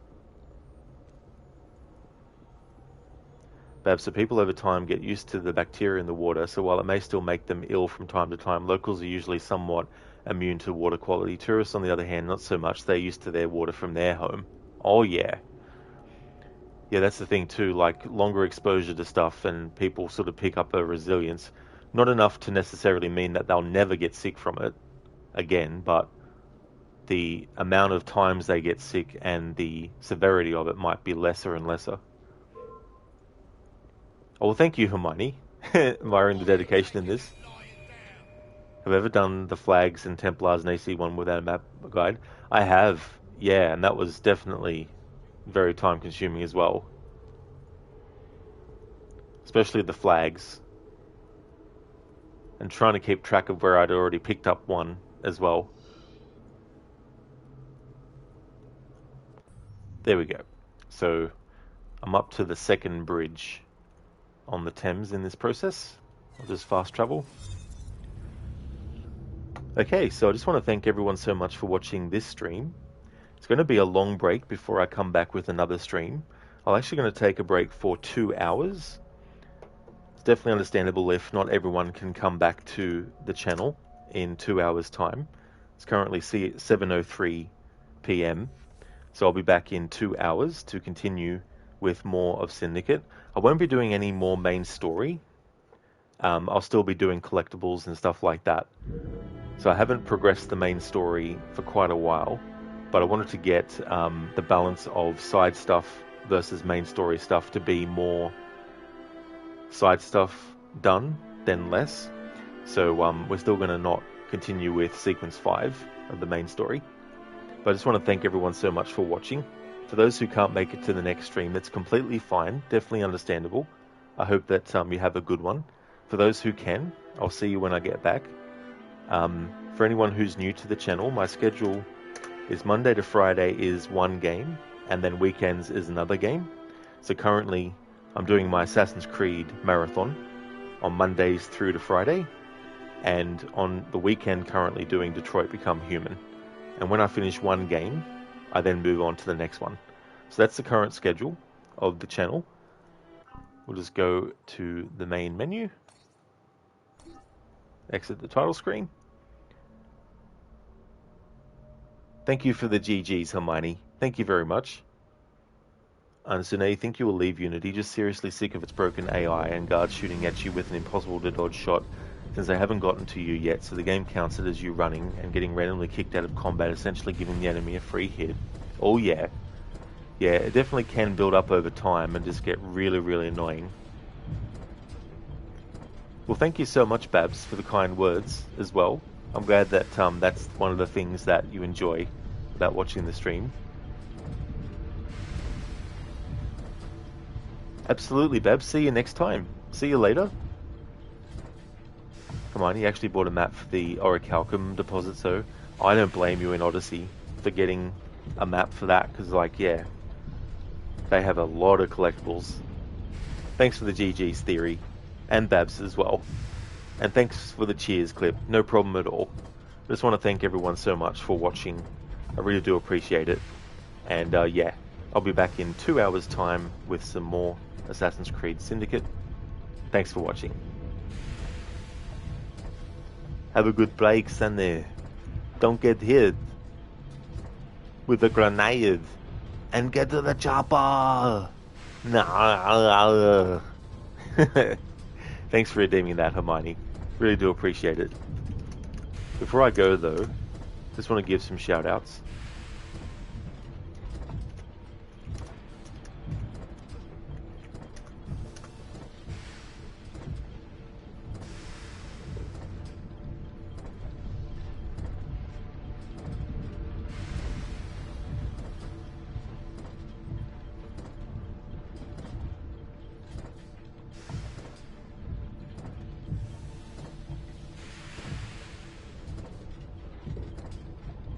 Would like to highly recommend people check out Hermione, who is playing through the Tomb Raider remasters of 1, 2, and 3, is also doing the DLC for those games, has finished 1 and 2, is doing Tomb Raider 3.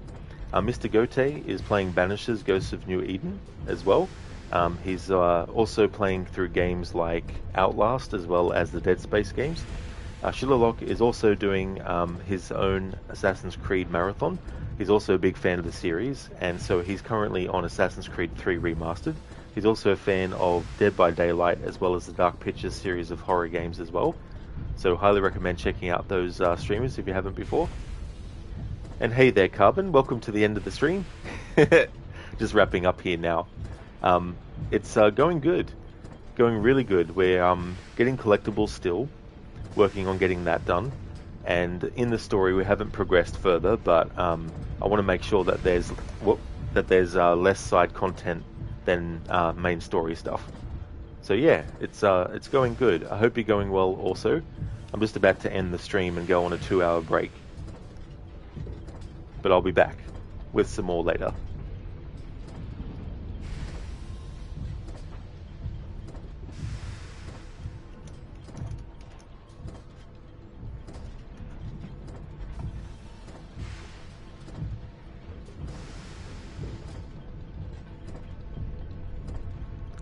Coven stuff arrives always last, and you just blend between them. Yeah.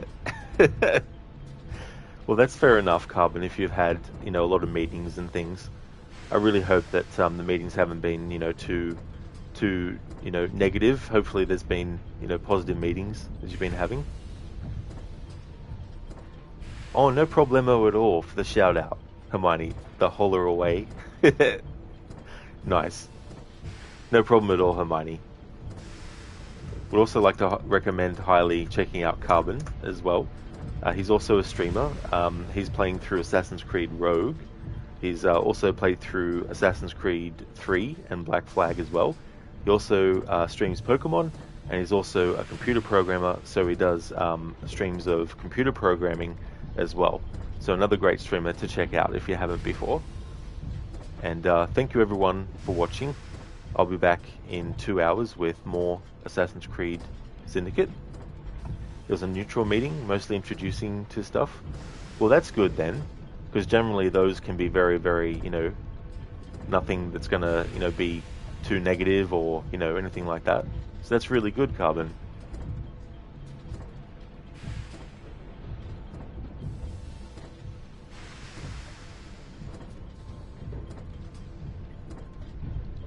Oh, that's okay, Carbon. No problem at all. Thank you so much for popping in as well. I hope that you have a good one. Oh yeah, no problem at all for the shout out either. Absolutely no worries, dude.